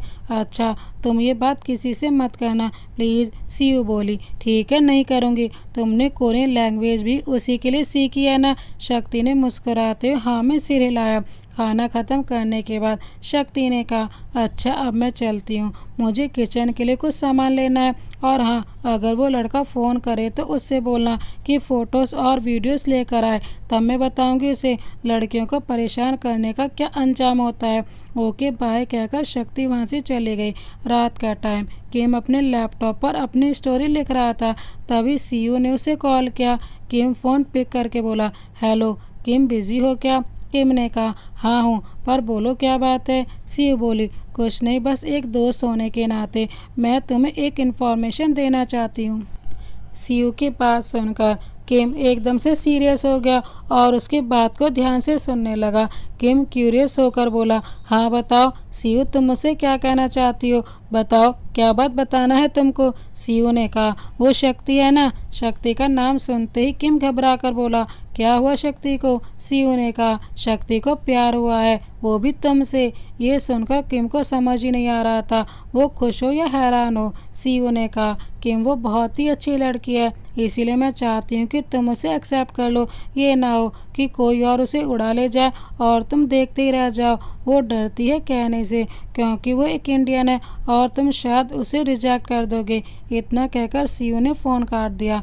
किम भी ये सुनकर मुस्कुराने लगा। उसे देखकर ऐसा लग रहा था जैसे वो अभी शक्ति को लाइक करने लगा था। इधर जयचंद अपनी पूरी गैंग लेकर एक होटल में रुके थे। वो अपने कमरे में सोए हुए थे। तभी क्रिश हाथ में फ़ोन लेकर बीपी बीपी चिल्लाते कमरे में घुस गया।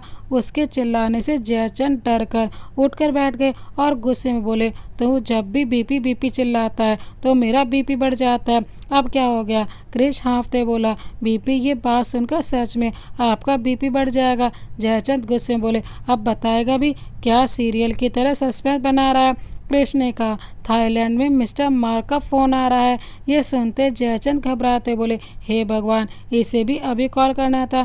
तभी क्रिश का फ़ोन फिर से बजने लगा तो क्रिश जयचंद से बोला, अब क्या कहूँ? जयचंद ने हड़बड़ाते हुए कहा, कह दे कि मैं अभी सो रहा हूँ। क्रिश बोला, वो तो मैं पहली बार ही बोल चुका था। जयचंद ने कहा, अच्छा इस बार कह दे कि मैं इंडिया से बाहर गया हूँ। क्रिश ने कहा, हाँ ये भी मैंने दूसरी बार कहा था। अब जयचंद झल्ला कर बोले, अब क्या कह दे? मर गया जयचंद? क्रिश ने फ़ोन उठाते हुए कहा, हाँ ये नहीं बोला है, ये सही रहेगा। क्रिश ने फ़ोन कान के पास लगा कर कहा, हाँ अंकल, वो बीपी कह रहे हैं कि वो मर गए हैं। ये सुनकर जयचंद क्रिश को गुस्से में घूरने लगा। क्रिश डिस्कस्टिंग सा फेस बनाकर फ़ोन अपने कानों से दूर करके बोला, ये तो गाली दे रही हैं। जयचंद गुस्से में बोले, ला इधर फ़ोन दे। फ़ोन लेकर जयचंद बात करने लगे, हाँ हेलो मार्क, ये क्या नाटक लगा रखा जयचंद तुमने?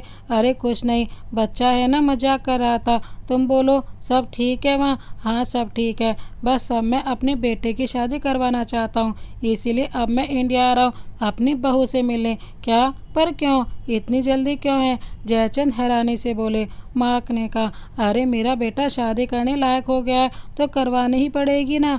और तुम्हें याद है हम दोनों ने प्रॉमिस किया था कि अपने बच्चों की शादी करवाएंगे, याद है या भूल गए? जयचंद ने बेबसी से कहा। हाँ हाँ कहा तो था, ठीक है, और हाँ मुझे याद भी है। जयचंद ने क्रिस से कहा, जाओ इंडिया से सारे गैंगस्टर को इकट्ठा करके वीडियो कॉन्फ्रेंस करने को बोलो। सिर्फ इंडिया ही नहीं, हमारे कॉन्ट्रैक्ट में जितने लोग हैं सबको बोलो। मार्क थाईलैंड का गैंगस्टर है और जयचंद का बेस्ट फ्रेंड है।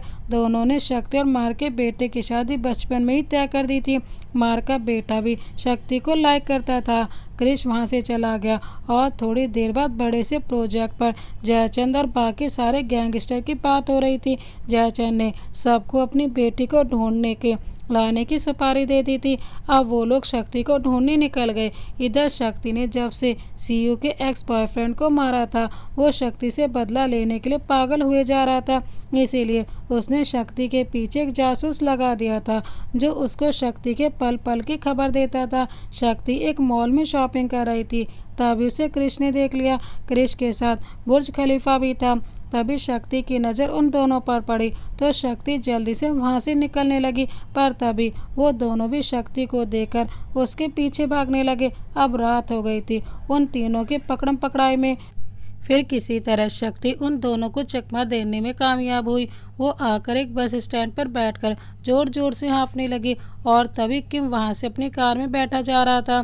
तभी उसकी नज़र स्टैंड पर बैठी शक्ति पर पड़ी। पहले तो वो उसे कोई और लड़की समझकर इग्नोर करके कार आगे लेकर चला गया, पर फिर कुछ सोचने के बाद वो कार वापस पीछे लेकर आया और ध्यान से देखकर कंफर्म करके कार से उतरकर शक्ति के पास आया। शक्ति किम को देखकर हैरानी से बोली, किम तुम यहाँ क्या कर रहे हो? किम ने कहा, वही तो मैं भी पूछने वाला था तुमसे कि आखिर तुम यहाँ क्या कर रही हो।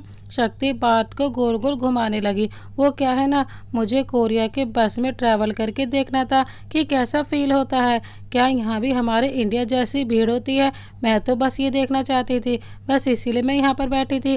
किम शक्ति की बातों से पक गया था। उसने इरिटेट होकर कहा, अच्छा चलो अब कार में बैठो। फिर शक्ति कार में जाकर बैठ गई और दोनों घर आ गए। थोड़ी देर बाद शक्ति किम के लिए खाना बनाकर लेकर आई। किम उस वक्त लैपटॉप पर कहानी लिखने में बिजी था। शक्ति लैपटॉप बंद करके उसके सामने प्लेट रख कर बोली, पहले खा लो वरना दिमाग नहीं चलेगा तो लिखोगे कैसे? अच्छा एक बात बताओ, तुम जो कहानी लिख रहे हो क्या उसमें भी तुम ही हीरो बनोगे? जिस पर किम ने कहा, नहीं मैं इस कहानी का डायरेक्टर बनूंगा। मैं तो हमेशा से ही डायरेक्टर बनना चाहता था। पर शक्ति ने क्यूरियस होकर पूछा, पर क्या क्या बोलना चाहते हैं आप? किम ने कहा, पर जब मैं एक डायरेक्टर के पास असिस्टेंट डायरेक्टर बनने के लिए गया तो उसने यह कहकर मुझे वहां से भगा दिया कि मैं डायरेक्टर बनने के लायक नहीं हूँ। फिर मैं वहां से उदास होकर घर चला आया। पर यूरी आंटी ने कुछ डायरेक्टर्स को मेरी फ़ोटो भेज दी थी और हैंडसम होने की वजह से मुझे एक्टर बनने में ज़्यादा टाइम नहीं लगा। आज मैं इतना बड़ा सुपरस्टार हूँ, पर आज भी मेरे अंदर कहीं ना कहीं वो पहले वाला डायरेक्टर जिंदा है। मैं ये मूवी डायरेक्ट करके सबको बताना चाहता हूँ कि मैं भी एक डायरेक्टर बन सकता हूँ। जिस पर शक्ति ने कहा, बस इतनी सी बात? तुम्हें पता है हमारे यहाँ तो हीरो मूवी लिखते भी हैं और डायरेक्ट भी करते हैं, उसमें गाना भी गाते हैं और उसमें एक्टिंग भी करते हैं। किम सैड होकर बोला, क्या मैं अभी ये कर पाऊँगा सब? जिस पर शक्ति ने किम के कंधे पर हाथ रखकर उसे तसल्ली देते हुए कहा, तुम टेंशन मत लो, मुझे तुम पर पूरा भरोसा है। तुम एक अच्छे एक्टर और सिंगर हो और डायरेक्टर भी बन ही जाओगे।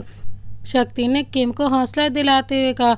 किम उसकी बातों को बहुत ही ध्यान से सुन रहा था। शक्ति के मुंह से अपने लिए इतना सब कुछ सुनकर किम को अच्छा लग रहा था। वो शक्ति को देखकर मुस्कुराने लगा तो शक्ति ने भी उसे देखकर एक प्यारी सी स्माइल कर दी थी। किम तो शक्ति में अब इतना खो गया था कि वो सब कुछ भूलकर उसके करीब जाने लगा। किम जैसे जैसे शक्ति की तरफ बढ़ रहा था वैसे वैसे शक्ति की धड़कनें भी बढ़ रही थी। किम धीरे धीरे शक्ति के होठों की तरफ बढ़ रहा था। किम ने शक्ति को अपने पास खींचा और उसे किस करने लगा। शक्ति भी अपनी आंखें बंद करके उस पल को एंजॉय कर रही थी। अब दोनों काफ़ी बेकाबू हो गए थे। किम धीरे धीरे शक्ति के गालों पर फिर नेक पर भी किस करने लगा। शक्ति बस किम के खुशबू का एहसास ले रही थी। किम शक्ति को गोद में उठाकर अपने कमरे में ले गया और उसे बेड पर सुलाकर कमरे की लाइट्स ऑफ कर दी। अगली सुबह जब शक्ति की नींद खुली तो उसने देखा किम उसके बगल में नहीं था और जब शक्ति ने अपनी हालत देखी तो सर पकड़कर बैठ गई। जब शक्ति ने अपनी हालत देखी थी तो वो बुरी तरह चौंक गई थी और अपनी हालत देखकर वो सर पकड़कर बैठ गई और बोली, ओह माय गॉड शक्ति, ये तूने क्या कर दिया। शक्ति चादर ओढ़ ही बेड से उठी और ज़मीन पर गिरे अपने कपड़े लेकर बाथरूम में चली गई। थोड़ी देर बाद वो फ्रेश होकर बाहर आई तो उसने देखा किम किचन में था। वो जल्दी से उसके पास गई और बोली, तुम यहाँ किचन में क्या कर रही हो। किम ने मुस्कुराते हुए कहा, तुम्हारे लिए ब्रेकफास्ट बना रहा था। फिर किम ने ब्रेकफास्ट सर्व किया और दोनों ने ब्रेकफास्ट किया। खाते वक्त दोनों एकदम शांत थे। दोनों कल की बात से थोड़ा ऑकवर्ड फील कर रहे थे। दोनों को समझ ही नहीं आ रहा था क्या बात करें। दोनों अपनी फीलिंग्स नहीं बता पा रहे थे। थोड़ी देर बाद शक्ति ने अपनी चुप्पी तोड़ी और बोली, चलो आज मैं ड्राइव करके लेकर चलूँगी। जिस पर किम ने कहा, नहीं मुझे अकेले जाना ही पसंद है। फिलहाल आज तुम घर पर ही रेस्ट करो, तुम्हें रेस्ट की ज़रूरत है। फिर किम अपने सूट पर जाने के लिए रेडी होकर बाहर आ गया। पीछे पीछे शक्ति भी उसे ही सी ऑफ करने आई थी। किम कार की तरफ बढ़ गया और शक्ति खड़ी होकर उसे देख रही थी। तभी अचानक से किम उसकी तरफ मुड़ा और जल्दी से उसके पास आया और हक करके बोला, will you be my girlfriend. Kim की बात सुनकर शक्ति की आंखें तो हैरानी से फटी की फटी रह गई। शक्ति की तो दिली ख्वाहिश पूरी हो रही थी। उसके सपनों का राजकुमार खुद उसे गर्लफ्रेंड बनने को पूछ रहा था। ऐसे में शक्ति उसे मना कैसे कर पाती। उसने भी हाँ कह दिया और इसी वक्त सीयू के बॉयफ्रेंड का भेजा जासूस इन दोनों की फ़ोटो खींचकर उसके पास भेज दिया। इधर सीयू का एक्स बॉयफ्रेंड जिसका नाम हॉन है, उसने सीयू को फ़ोन लगाकर कहा कि अगर वो अपनी फ़ोटोज़ और वीडियोस वापस चाहती है तो पहले वो शक्ति को उसके पास लाकर आए, तभी वो ये सब सीयू को देगा। जिस पर सीयू ने कहा, देखो वो कोई दुकान पर रखी गुड़िया नहीं है जो तुमने कहा और मैं उसे उठाकर तुम्हारे पास ले आऊँ। मुझे थोड़ा टाइम चाहिए। सीयू ने उसकी बात सुनकर कहा कि मैं ये सब इतनी जल्दी नहीं कर पाऊँगी, मुझे उसके लिए थोड़ा टाइम तो दो। ठीक है ले लो, पर जल्दी ही करना क्योंकि ये फ़ोटोज़ और वीडियोज़ मेरे फ़ोन की स्टोरेज बढ़ा रहे हैं तो मैं इन्हें ज़्यादा देर तक नहीं रख पाऊँगा। इतना कहकर हॉर्न ने फ़ोन काट दिया। दूसरी तरफ वो जासूस किम और शक्ति की फ़ोटो ले जाकर एक न्यूज़ चैनल पर बेचकर पैसे लेकर वहाँ से चला आया और अगले दिन सारे टीवी चैनल्स पर किम और शक्ति की फ़ोटोज़ वायरल हो रही थी। जयचंद अपनी गन को साफ कर रहे थे तभी क्रिश हाथ में टैबलेट लेकर भागते बीपी बीपी चिल्लाते हुए उनके पास आया। जयचंद ने मुंह बनाते हुए कहा, अब कौन सी मनहूस खबर लेकर आया है, जल्दी बता। जब देखो तब घर में चिल्लाता रहता है, अब कौन सा पहाड़ टूट गया है जो इतना चिल्ला रहा है, जल्दी बता क्या बात है। क्रिश ने कहा, बताऊंगा नहीं दिखाऊंगा। इतना कहकर उसने टैबलेट जयचंद के आगे कर दिया। टैबलेट पर न्यूज़ चल रही थी। आज की ब्रेकिंग न्यूज़, साउथ कोरिया के सुपरस्टार किम मिंग गोंग का अफेयर इंडिया के गैंगस्टर की बेटी के साथ चल रहा है। उनकी ये फ़ोटो सोशल मीडिया पर बहुत ही तेज़ी से वायरल हो रही थी। किम के फैंस किम से काफ़ी गुस्सा हैं। आखिर उन्हें एक इंडियन लड़की को ही क्यों अपनी गर्लफ्रेंड बनाया। ये सुनकर जयचंद गुस्से में टैबलेट बंद करके गुस्से में बोला, अब पानी सिर से ऊपर चला गया है। आखिर शक्ति ऐसा कैसे कर सकती है। अगर मार्क ने ये न्यूज़ देख ली तो मेरी इतनी पुरानी दोस्ती टूट जाएगी।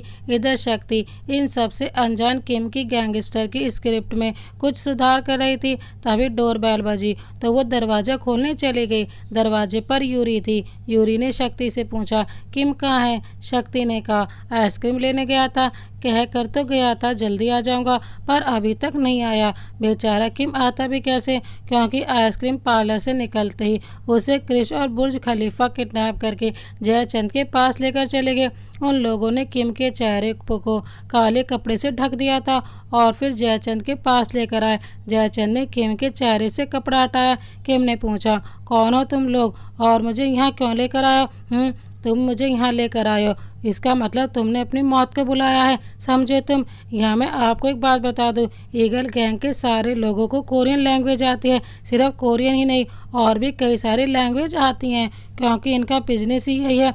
इतनी लैंग्वेज आएंगी उतनी ही अच्छे से उनके माफिया के बिजनेस को स्पेंड करने में हेल्प मिलती है। जयचंद ने गुस्से में कहा, मैं शक्ति का डैड हूँ, तुम्हारी हिम्मत कैसे हुई मेरी भोली भाली बच्ची को अपने प्यार के जाल में फंसाने की।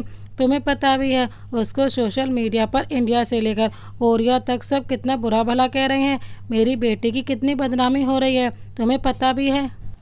एक बात बताओ, तुम्हारी तो एक गर्लफ्रेंड है ना, क्या नाम था उसका? सीयू, क्रिश बीच में बोला। जयचंद ने कहा, हाँ सीयू। फिर तो मेरी बेटी के पीछे क्यों पड़े हुए हो जब तुम्हारी पहले से एक गर्लफ्रेंड है और सीयू भी बहुत ही अच्छी लड़की है। जिस पर किम ने कहा, मेरी सिर्फ एक ही गर्लफ्रेंड है और वो है शक्ति। मैं उससे बहुत प्यार करता हूँ। मैं तो सोच सोच कर परेशान हो रहा था कि मैं ये बात सबको कैसे बताऊँगा, पर अच्छा ही हुआ किसी ने ये न्यूज़ ब्रेक कर दी। अब मैं शक्ति को ऑफिशियली सबके सामने अपनी गर्लफ्रेंड अनाउंस करूंगा। आप बस मुझ पर भरोसा करिए, मैं सब ठीक कर दूंगा। जयचंद ने अपनी एक आईब्रो चढ़ाकर सब ठीक नहीं कर पाए तो पूछा, अगर तुम सब ठीक नहीं कर पाए तो क्या करूं मैं? किम थोड़ी देर चुप रहा, फिर बोला, तो आप मुझे जान से मार सकते हैं। दूसरी तरफ शक्ति बेचारी किम के लिए परेशान हो रही थी और साथ ही वो यूरी की बातों को याद करके रो भी रही थी। फ्लैशबैक, जब यूरी यहाँ आई थी तब वो बहुत ही गुस्से में थी। उसने गुस्से में शक्ति पर चिल्ला कर कहा, तुम क्या करने आई हो और क्या कर रही हो? तुम्हें उसकी बॉडीगार्ड बनना था, गर्लफ्रेंड नहीं। गलती मेरी ही है, मुझे तुम्हें यहाँ लाना ही नहीं चाहिए था। यूरी को इतने गुस्से में देखकर शक्ति ने पूछा, क्या हुआ है आंटी, आप इतनी गुस्सा क्यों हो रही हैं? यूरी ने गुस्से में शक्ति को न्यूज़ दिखाकर कहा, ये हुआ है, तुम्हें पता भी है अब किम को पूरा करियर खराब हो जाएगा। किम का पूरा करियर अब ख़त्म हो जाएगा और वो बर्बाद हो जाएगा, और वो भी सिर्फ तुम्हारी वजह से। इतना कहकर यूरी वहाँ से चली गई। फ्लैशबैक एंड शक्ति बेचारे यही सब सोचकर रोए जा रही थी।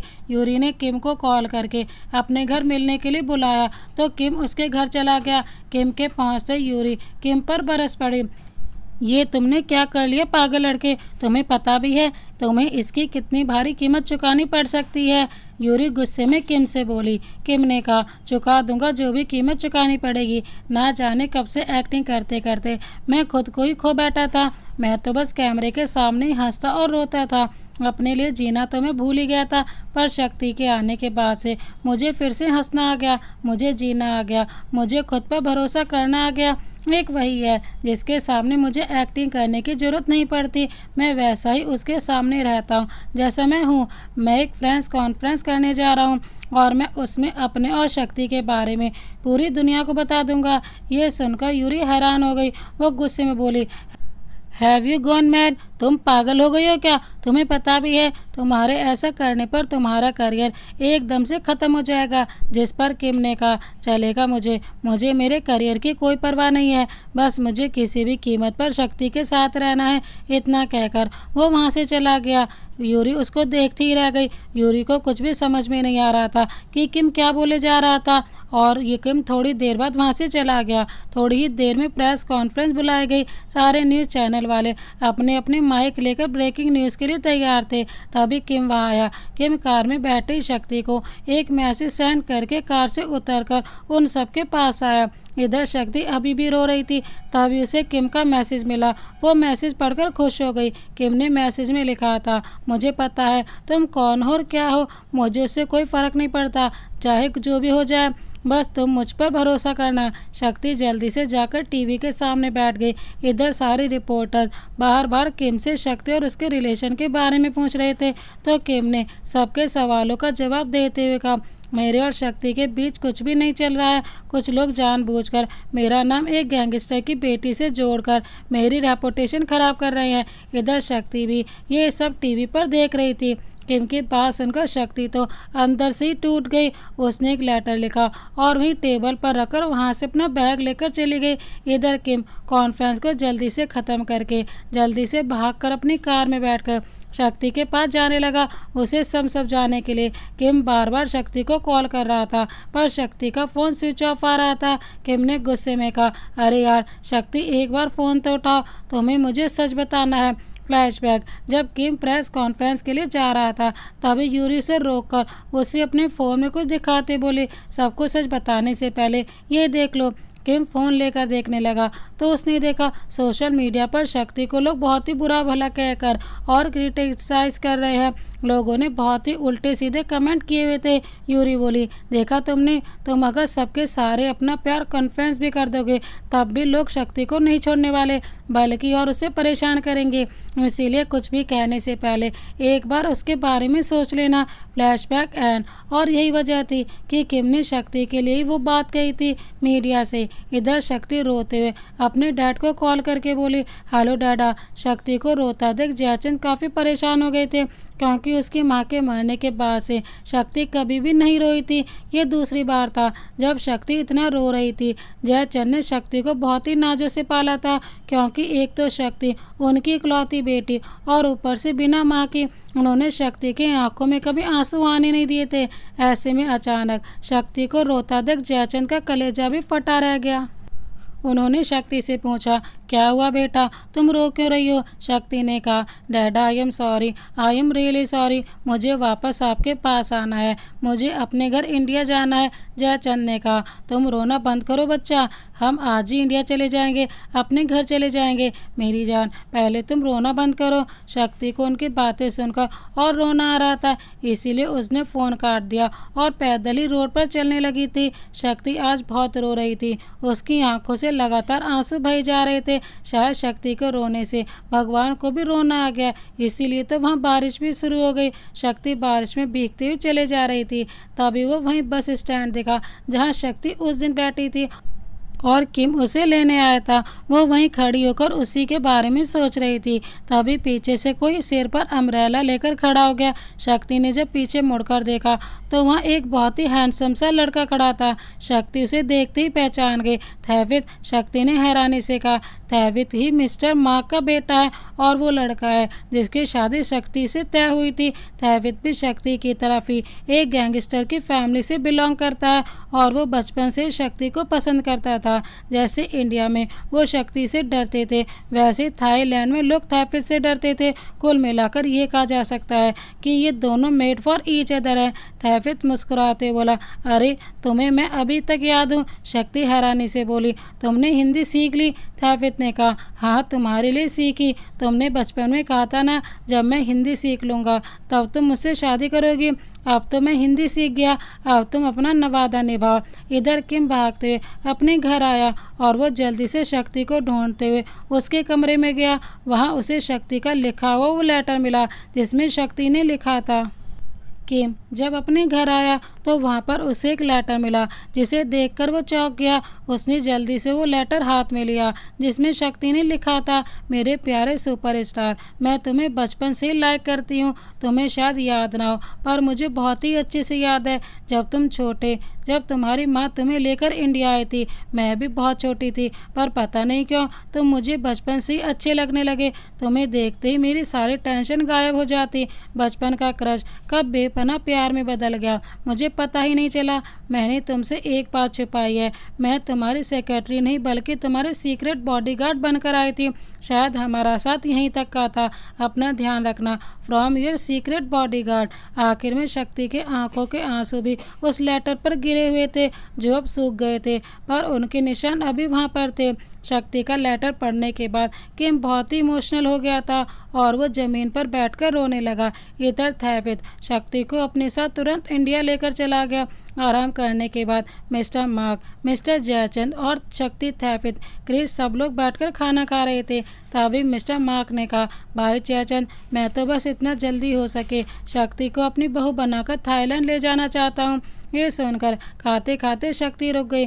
जयचंद ने कहा, हाँ वो तो ठीक है पर मार्क, मैं अपनी बेटी के मर्जी के खिलाफ कुछ नहीं कर सकता। जिस पर शक्ति ने कहा, डैडा आपको जो सही लगता है आप कीजिए, मैं आपके हर फैसले में आपके साथ हूँ। इतना कहकर शक्ति वहाँ से चले गई तो उसके पीछे थैवित भी चला गया।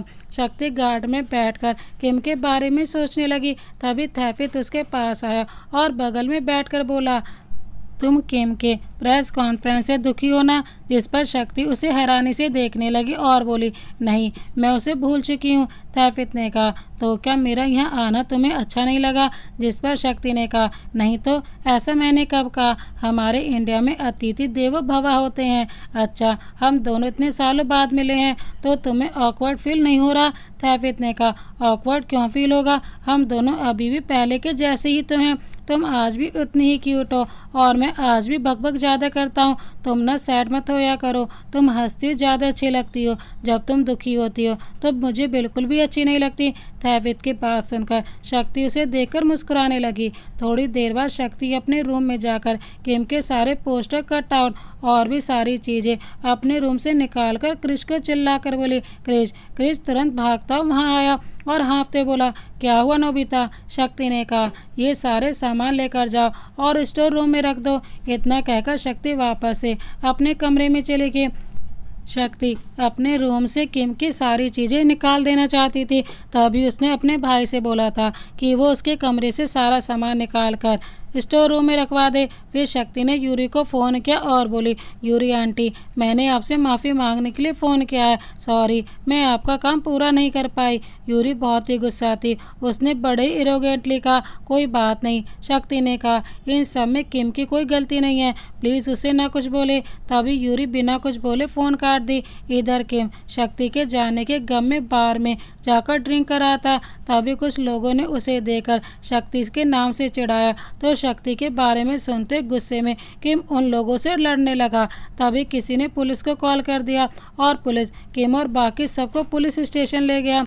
जब ये बात यूरी को पता चला तो वो किम की बेल करवाने पुलिस स्टेशन गई और किम की बेल करवाकर बाहर लेकर आए। किम के फेस पर जगह जगह चोट लगी हुई थी, जिसे देखकर यूरी ने कहा, किम, क्या तुम पागल हो गई हो? एक लड़की के चक्कर में ये क्या हाल बना रखा है तुमने? किम ने गुस्से में कहा, मैं मर जाऊंगा अगर मुझे शक्ति नहीं मिली तो। इतना कहकर वो वहाँ से चला गया।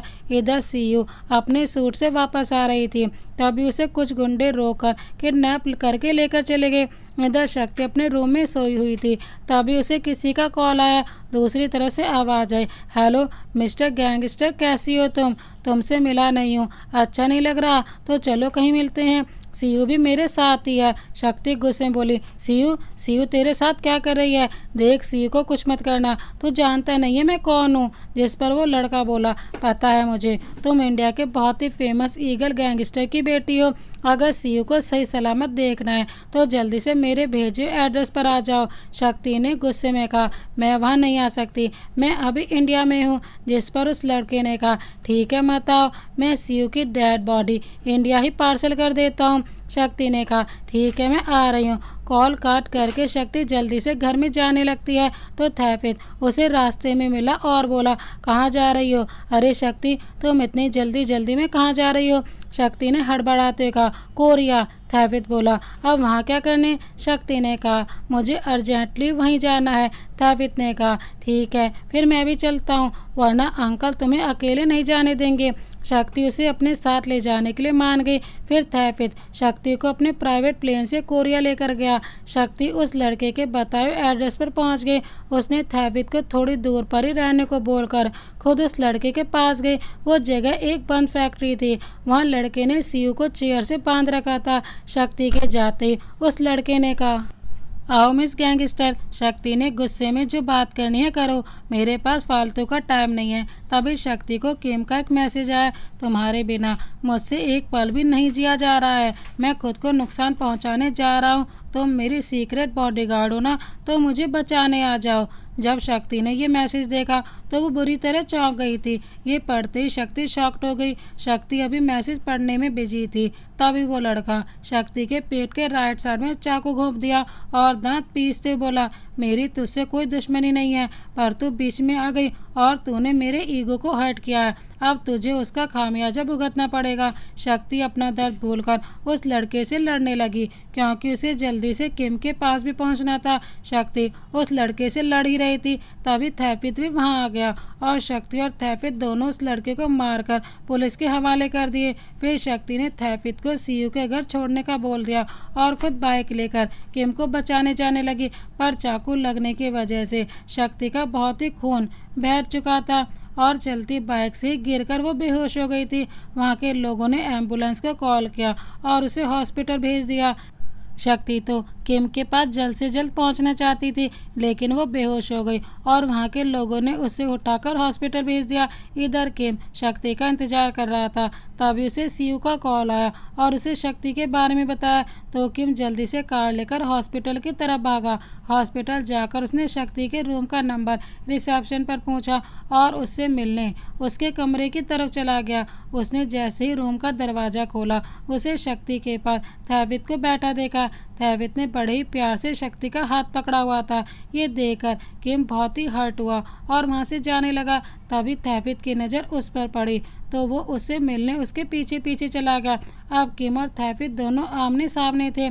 थैवित ने किम से कहा, देखो तुम्हारा और शक्ति का कोई फ्यूचर नहीं है। शक्ति गैंगस्टर फैमिली से बिलोंग करती है और तुम एक सुपरस्टार हो। तुम ईस्ट हो तो वो वेस्ट है। तुम दोनों के मिलना इम्पॉसिबल है। अच्छा यही होगा कि तुम शक्ति को भूल जाओ। जिस पर किम ने गुस्से में कहा, मैं किसी भी कीमत पर शक्ति को नहीं छोड़ने वाला। मैं उससे बहुत प्यार करता हूँ। उसके लिए मैं अपना सब कुछ छोड़ दूंगा। बस मुझे वो चाहिए। उसके बाद सुनकर थैवित ने गुस्से में कहा, तुम क्यों समझने की कोशिश नहीं कर रहे हो? तुम नहीं जानते तुमसे नाम जुड़ने के बाद पूरी ईगल गैंग दुनिया के सामने आ जाएगी और सब वो लोग डिस्ट्रॉय हो जाएगी। शक्ति भी। इस वक्त तुम्हारा शक्ति के पास रहना ही उसे बहुत नुकसान पहुंचाएगा। अब फैसला तुम्हें करना है। इतना कहकर थैवित वहाँ से वापस शक्ति के रूम में चला गया और किम रोते हुए वहाँ से चला गया। आफ्टर 1 मंथ, 1 महीने के बाद किम तो उस दिन के बाद से एकदम कबीर सिंह मूड में चला गया था। किम दिन रात ड्रिंक करता था। वो अपना पूरा करियर डिस्ट्रॉय कर चुका था।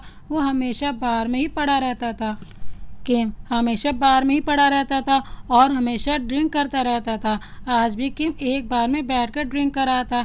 तभी सीयू वहाँ आई और बोली, तुम यहाँ बैठकर ड्रिंक कर रहे हो और वहाँ इंडिया में शाम को शक्ति की शादी है। किम अगर उससे सच्चा प्यार करते हो तो प्लीज़ उससे जाकर बताओ।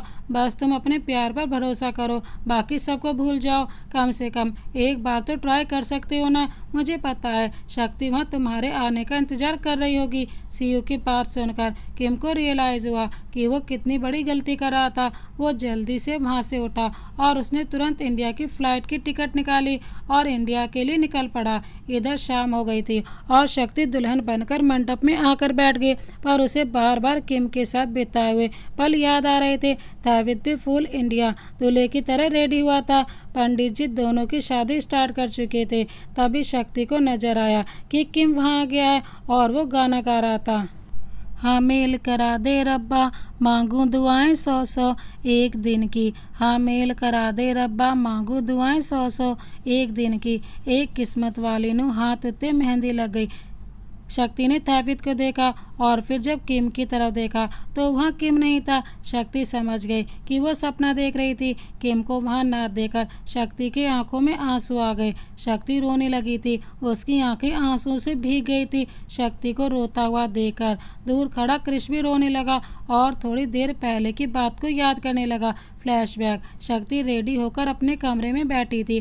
तभी क्रिश कमरे में आया और उसे ले जाने लगा। शक्ति उसके गले लगकर रोते बोली, डोरेमोन, मैंने तुझे जो कुछ भी मांगा तूने मुझे सब ला कर देता था। प्लीज़ मुझे मेरा हीरो ला कर दे दे। मैं प्रॉमिस करती हूँ आज के बाद तुझे परेशान नहीं करूँगी, तुझसे कुछ नहीं कहूँगी। प्लीज़ मुझे मेरा किम दे दे। मैं उसके अलावा किसी और के बारे में सोच भी नहीं सकती।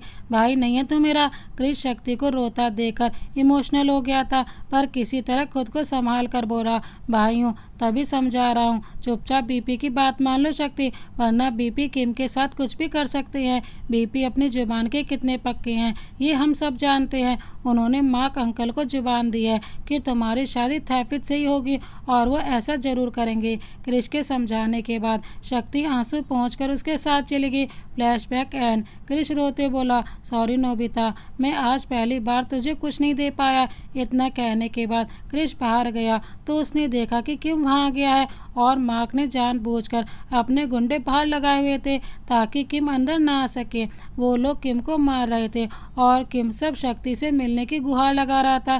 तभी क्रिश उन लोगों के पास गया और किम को छुड़वाने लगा। क्या कर रहे तुम लोग? छोड़ो इसे, मर जाएगा ये। उनमें से गुंडा बोला, हमें ऑर्डर मिला है कि इसे अंदर नहीं आने दें। क्रिश ने किम से कहा, तुम अंदर जाओ, मैं भी देखता हूँ कौन रोकता है तुम्हें। इतना कहकर क्रिश उन लोगों से लड़ने लगा, पर थाईलैंड के गुंडे उस पर भारी पड़ने लगे और क्रिश को भी नील डाउन कर दिया और किम को भी गन पॉइंट पर ले लिया। तभी बुर्ज खलीफा वहां आया और क्रिश से बोला, क्रिश तुम किम को जल्दी से अंदर लेकर जाओ, इनको मैं संभालता हूँ। क्रिश किम को साथ लेकर अंदर की तरफ चला गया और बुर्ज खलीफा उन सभी गुंडों से लड़ने लगा। किम जैसे ही अंदर गया उसने देखा तैफिद शक्ति के मांग में सिंदूर भरने के लिए डिब्बे से सिंदूर निकाल रहा था। तैफिद शक्ति की मांग भरने के लिए सिंदूर की डिब्बी में से सिंदूर निकाल रहा था। शक्ति ने किम को देखा तो उसे फिर सपना समझकर उसे इग्नोर करके अपना सर नीचे कर लिया। अब तैफिद शक्ति की मांग में सिंदूर भरने वाला था कि किम जोर से चिल्लाया, I love you my secret bodyguard, मैं सब कुछ छोड़कर सिर्फ तुम्हारे पास आया हूँ। किम की आवाज़ सुनकर शक्ति हैरानी से किम को देखने लगी। इस बार किम को समझ में आया। वहां देखकर शक्ति सब कुछ छोड़कर भागकर किम के गले लग गई। किम ने भी शक्ति को कसकर गले लगा लिया। शक्ति ने रोते बोला, इतनी देर क्यों कर दी तुमने, थोड़ी देर और कर देते तो। किम ने कहा, अब और देर नहीं करूँगा, विल यू मैरी मी। शक्ति उसे और कसकर गले लगाकर कहा, मंडप में शादी छोड़कर आई हूँ, ये भी कोई पूछने की बात है। किम खुश हो गया और उसे शक्ति को सबके सामने किस कर दिया। शक्ति भी सब कुछ भूलकर उसका साथ दे रही थी। जयचंद और मार्क तो गुस्से में पागल ही हो गए थे। जयचंद गुस्से में आए और शक्ति को किम से अलग करके गुस्से में किम से बोले, मेरी बेटी से दूर रहो, तुम्हारी हिम्मत कैसे हुई उसे किस करने की। जिस पर शक्ति ने रोते हुए रिक्वेस्ट करके कहा, डाडा प्लीज़ प्लीज़, आपने बचपन से मेरी सारी विश पूरी की हैं, बस ये एक लास्ट विश पूरी कर दीजिए, मुझसे इसका हो जाने दीजिए। मैं किम से बहुत प्यार करती हूँ डैडा, मैं प्रॉमिस करती हूँ आपसे, आज के बाद मैं आपकी सारी बातें मानूंगी, प्लीज़ डैडा। इतना कहते ही शक्ति बेहोश हो गई। जयचंद शक्ति को लेकर जल्दी से हॉस्पिटल गए। सब हॉस्पिटल में शक्ति के रूम के बाहर खड़े परेशान हो रहे थे। तभी डॉक्टर बाहर आई और बोली, कॉन्ग्रेचुलेशन, शी इज़ प्रेग्नेंट, आप सभी को बधाई हो, ये माँ बनने वाली है। अब ये सुनते ही सबके पैरों तले जमीन खिसक गई और किम खुश था और जल्दी से जयचंद के पास आया और हाथ जोड़कर बोला, अंकल ये गलती मुझसे हुई है और मैं शक्ति और अपने बच्चे की पूरी जिम्मेदारी उठाने के लिए तैयार हूँ। क्रिश जयचंद के पास आया और उनके कंधे पर हाथ रखकर बोला, बीपी आज मैं होती तो भी वो किम को एक्सेप्ट कर देती, प्लीज़ आप भी कर लो ना। तभी तैफिद भी जयचंद के पास आया और बोला, क्रिश सही कह रहा है अंकल, शक्ति के लिए किम से अच्छा लड़का मिल ही नहीं सकता, ये एक शक्ति से बहुत ही ज़्यादा प्यार करता है, ये दोनों एक दूसरे के लिए ही बने हैं। तभी मार्क जो कि तैफिद का पिता था अपने बेटे तैफिद को गुस्से में बोला, ये तुम क्या कर रहे हो, तुम उससे प्यार करते हो, तुम उसे ऐसे कैसे छोड़ सकते हो। जिस पर तैफिद ने कहा, डैड शक्ति जहाँ भी रहे, किसी के साथ भी रहे, बस वो खुश रहे और मुझे इससे ज़्यादा कुछ नहीं चाहिए, उसकी खुशी में ही मेरी खुशी है। इतना कहकर तैफिद वहाँ से माँ को लेकर चला गया। जयचंद भी किम को एक्सेप्ट कर चुके थे, इसीलिए उन्होंने किम को शक्ति से मिलने के लिए रूम में भेज दिया। किम को अंदर आता देख शक्ति ने कहा, तुम ठीक हो, तुम्हें उन लोगों ने कुछ किया तो नहीं ना। किम शक्ति के पास आकर उसके हाथों को पकड़कर हिंदी में कहा, नहीं, भगवान ने हमारे बच्चे को हमारे लिए वरदान बनाकर भेजा है। किम के मुंह से हिंदी सुनकर शक्ति हैरान हो चुकी थी। उसके तो पैरों तले जमीन खिसक गई थी कि आखिर किम को हिंदी कैसे आती है। फिर वो किम से बोली, तुमने हिंदी कब सीखी? किम ने मुस्कुराते हुए कहा, तुम्हारे जाने के बाद। किम ने शक्ति के फोरहेड पर किस किया। तभी वहाँ यूरी भी आ गई। यूरी ने अपनी आंखों पर हाथ रखकर कहा, सॉरी मैंने कुछ नहीं देखा। जिस पर किम ने हैरानी से पूछा, आप यहाँ? तो यूरी ने कहा, हाँ, इंडिया में एक कहावत बहुत फेमस है ना, जब मियाँ बीवी राजी तो क्या करेगा काजी। उसकी बात सुनकर सब हंसने लगे। कोरिया सियोल शक्ति की किम की बाहों में लेटी हुई थी और किम ने उसे हक किया हुआ था। शक्ति ने पूछा, एक बात मुझे बताओ। किम ने कहा, हाँ पूछो। जो तुमको मारने की धमकियाँ देता था वो अब शांत हो गया है ना? शक्ति ने कहा। तो किम मुस्कुराते बोला, क्योंकि उसकी अब शादी हो गई है और वो जल्दी डैड बनने वाला है, बेचारी खुद ही बिजी है। किम की बात सुनकर शक्ति से हैरानी से देखने लगी और बोली, इसका मतलब तुम? किम ने हंस से बोला, हाँ मैं ही था जो खुद को धमकी वाले लेटर भेजा करता था। शक्ति ने कंफ्यूज होकर पूछा, पर क्यों? किम ने कहा, क्योंकि मैं तंग आ गया था एक्टिंग करते करते। मैं एक्टिंग छोड़कर डायरेक्टर बनना चाहता था, पर यूरी आंटी मुझे करने ही नहीं दे रही थी, इसलिए मैंने वो सब किया। मेरे लिए तो अच्छा ही हो गया ना। अगर मैं वो धमकियाँ ना लिखता तो तुम मेरी सीक्रेट बॉडीगार्ड बनकर भी नहीं आती और ना ही तुम मुझे मिलती। शक्ति ने कहा, अगर यूरी आंटी को पता चल गया ना तो वो तुम्हारी जान ही ले लेंगी। उसकी बात सुनकर किम मुस्कुराकर बोला, मुझे डरने की कोई ज़रूरत नहीं है। मेरी सीक्रेट बॉडीगार्ड जो रहती है हमेशा मेरे साथ। इतना कहकर किम शक्ति के फोरहेड पर किस किया और बोला, अच्छा अब जल्दी से रेडी हो जाओ, आज मेरी मूवी का पहला दिन है थिएटर में। थोड़ी देर बाद शक्ति और किम दोनों रेडी होकर थिएटर पहुंच गए थे। आज शक्ति बहुत ही ज़्यादा खूबसूरत लग रही थी। वैसे तो बहुत ही प्यारी थी। जहां जयचंद, मार्क, थैवित, क्रिस, यूरी, सीओ बाकी सब भी आए हुए थे। अब थैवित और सीओ भी एक कपल बन गए थे। किम ने अपनी पहली मूवी डायरेक्ट की थी जिसका नाम उसने love you my secret bodyguard रखा था। फिर सब मिलकर मूवी देखने अंदर चले गए और किम और शक्ति ऐसे खुशहाल ज़िंदगी बिताने लगे। तो दोस्तों, इस प्यार भरी कहानी को अंत तक देखने के लिए आपका बहुत बहुत धन्यवाद। अगर ये कहानी पसंद आई तो लाइक करें, प्यार से कमेंट करना ना भूलें। हम आपके लिए इस तरह की प्यार भरी कहानी लाते रहते हैं। मिलते हैं एक और नई कहानी के साथ, तब तक के लिए जय हिंद, वंदे मातरम।